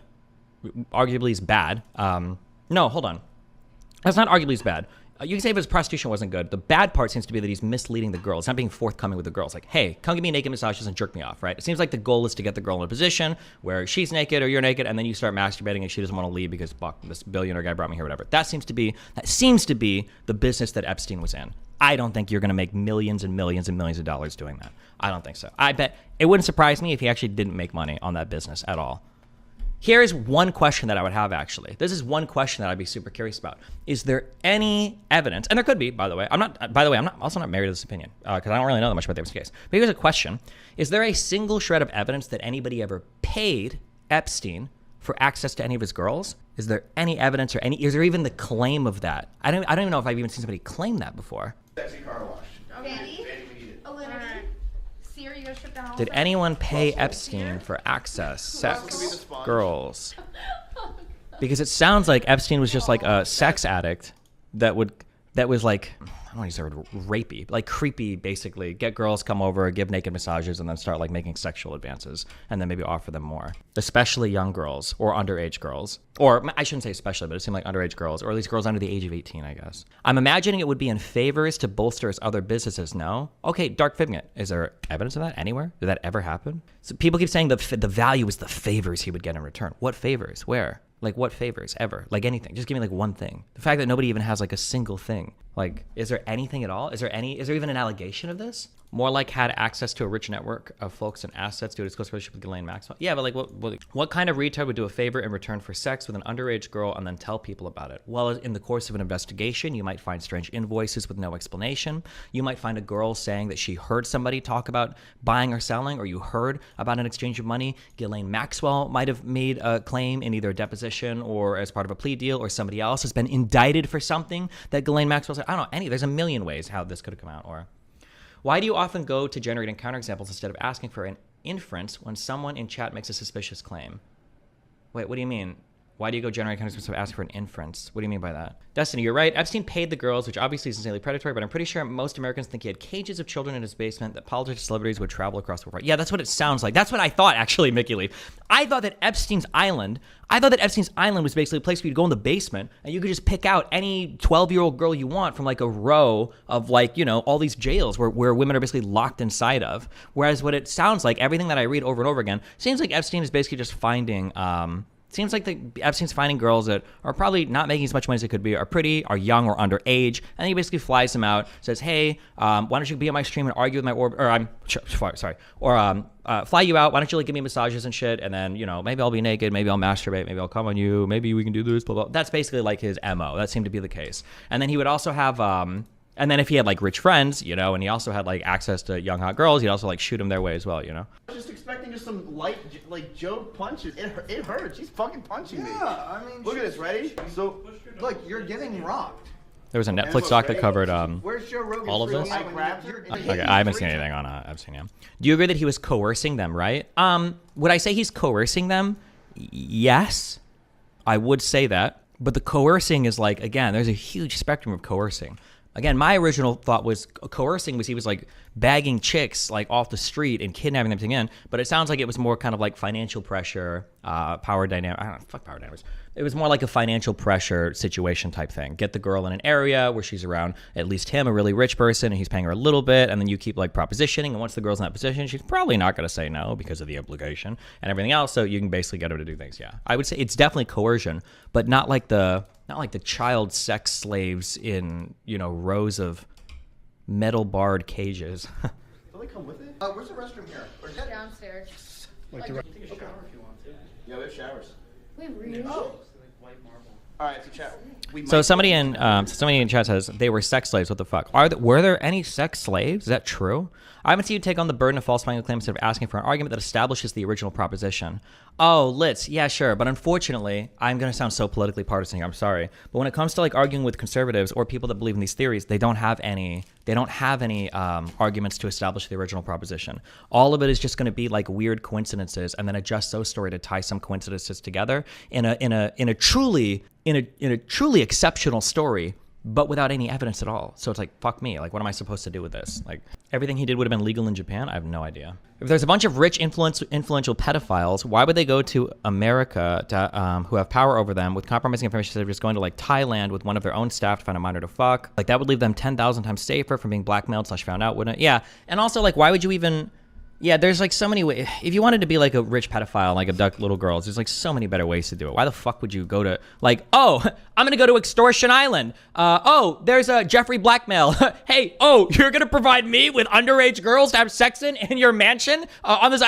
Yeah, that sounds great. Let's like, how fucking retarded would you have to be? How fucking retarded would you have to be to do that? You like, these are some of the dumbest fucking people in the world. If this is your, you know, the way that you go to fuck young women, it's like, or even underage people. It's like, come on, holy shit. Like a lot of stuff. It's bomb. Well, yeah, it's really good for you. It makes you feel amazing. So. Now? Yeah, I have a frother for you. So. Yeah. What's a frother? Someone in Kick Chat says, I think you overestimate people. That's actually a fair criticism sometimes because I do that a lot. What I just did, I'll say things like that a lot. But sometimes people are fucking stupid, and sometimes people do make really dumb fucking mistakes. So you know, yeah. The Jack 3D is getting me like PTSD of like, you know, I've loved like pre-workout and caffeine for a long time. As far as pre-workout goes, this has been the best thing to happen to me, like replacing that, because I always feel like shit after I drink pre-workout. So this is like a very healthy alternative and like a healthy cup of coffee if you wanna. How do you explain that 2008 plea deal? I don't really know. I'm not really sure what the charges and everything were. Based on what I've read about the plea deal, though, it sounds wild. Like, poor judgment is an understatement. The only thing, though, like, here are some things about criminal investigations. Where's Pisco at? We need a crim law guy. I mean, what is the AC set up? Hold on. It's hot in here. Okay. Here, this is like, let me explain something real quick, okay? Oh, actually, it's funny because one of these is a little bit almost like real life. Here's an issue sometimes with criminal investigations and how they could get reported to the public and what's actually happening, okay? Let's say the story is reported. 3 minor girls come forward to the police and all of them claim, hey, Epstein raped us, okay? Epstein gets charged. Epstein. Oh, I think Ray Epstein. Damn, those names are similar. Epstein gets charged, okay? He gets a charge. Boom. He's in jail for a bit. Boom. We wait a couple months. Couple months ticks by. Epstein makes a deal. Plea deal. He pleads this down to some misdemeanor charges that don't even involve trafficking or whatever. Maybe he's got to go on the sex offender list, and then he's out. Okay, he goes on a registry, sex offender registry, no big charges, he's gone. Okay, so so on its face, what the fuck happened, right? The media reports. Okay, 3 different women came forward, all of them accused Epstein of raping them, and even with 3 witnesses. Direct testimony, this guy is skirting by on a plea deal. Well, what the fuck happened? Well, like, here is one thing that could have happened, okay? Maybe these 3 girls, maybe when they went to the police initially to give a statement, maybe initially they said, we were on Epstein's island and we saw 2 other girls getting raped. Also, Epstein made passes at all 3 of us and he touched our friend, okay, the 3rd girl. Maybe they say that. Maybe they go back. Maybe they start texting and chatting with each other. It's like, should we tell the cops completely everything that happened? Maybe we should be forthcoming, blah, blah, blah, blah, blah. They go back and then they talk to the police and then they give them like a fuller story, okay? But maybe they say, actually, we got raped. And this girl that we said before that got touched, she didn't get touched, okay? He made a weird comment, but we got raped, right? By the time the charges are brought to Epstein, by the time, I don't know if there's like pre-trial discovery. I'm sure there's some limited type of pre-trial discovery. Maybe it comes out that, or not even that actually, maybe the DA now, the district attorney is evaluating this case. And he looks at the story from the girls and he's like, listen, it's pretty clear something happened here. But one of these girls' stories was inconsistent. The other 2 dramatically changed what they said. And now we've got text messages between all 3 of them talking about what they want to bring to the cops. If we take this to trial, and if all of this is turned over to the defense and discovery, Epstein's probably beating this case in front of a jury.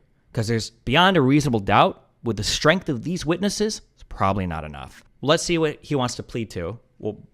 Let's talk to Epstein's attorney. Let's see what happens. They have a talk. You know what? Yeah, you guys aren't going to win in a fucking jury trial. Maybe something happened here. You're probably not going to let my client walk completely, okay? Because, sure, it's little girls coming, blah, blah, blah. You could charge him with some smaller shit, maybe, blah, blah, blah. But listen, okay? We'll plead to this. Don't go to trial. Fuck it, right? So a real life example of this would be something similar. Something similar in here actually happened with the Tates. Remember where those 2 girls were texting each other, asking whether or not they should tell the cops that they were drunk or they were drinking alcohol because they were worried the cops wouldn't take them seriously. And you hear the Tates say, oh, well, look, the girls were scheming. That's why they didn't even bring charges to us. The girls were scheming ahead of time, right? Also, something similar-ish here happened with Bill Cosby, where one of the reasons why, or I think the reason why his conviction was overturned is because they relied on testimony that Bill Cosby's defense had thrown in a prior plea deal because the DA thought that that witness that was testifying against Cosby would have been seen as unreliable in front of a jury, right? Now, to be clear, I'm not saying that this happened 100%. But I'm saying that this is a very realistic thing that I just gave you 2 kind of examples of it happening in the past where it could happen, that once it gets reported to the media, you're like, what the fuck? How is this guy walking? This is fucked. But when you actually dig into the metal of the case, and you're like, okay, fuck. Would these witnesses survive a jury trial beyond a reasonable doubt to convince them to convict Epstein on the serious crimes that he's being charged with? Probably not. And a DA bringing a case like this, losing in court, is a lot of wasted time, resources. It's stressful for the victims involved. It's just like, yeah. But maybe today we'll look into the Epstein plea deal and see what actually happened and what that case looked like. Yeah, maybe we'll read about this a little bit. I'm curious. I am curious, because people often say that they had a dead to rights. They had Epstein completely dead to rights in this case. There were witnesses and everything. I'm curious, how strong, what was the strength of that? Yeah. It's funny how Destiny just blanket refuses any conspiracy. The other one about black people in dress is a good example. Bro talks like he even pays attention to communities outside his poly GB. What is GB? Poly GB. Also, what do you mean? I don't reject all conspiracies. Plenty of conspiracies, I believe. 9/11 was a conspiracy, okay? Al-Qaeda conspired in an incredibly sophisticated manner to, send pilots to the United States, train them, hijack airplanes, and fly them to fucking buildings. There's plenty of conspiracies, I believe in. If you mean conspiracy theories, well, no, but I mean, that's usually why they're called conspiracy theories, because they usually don't have any strong evidence behind them. What do you want me to say?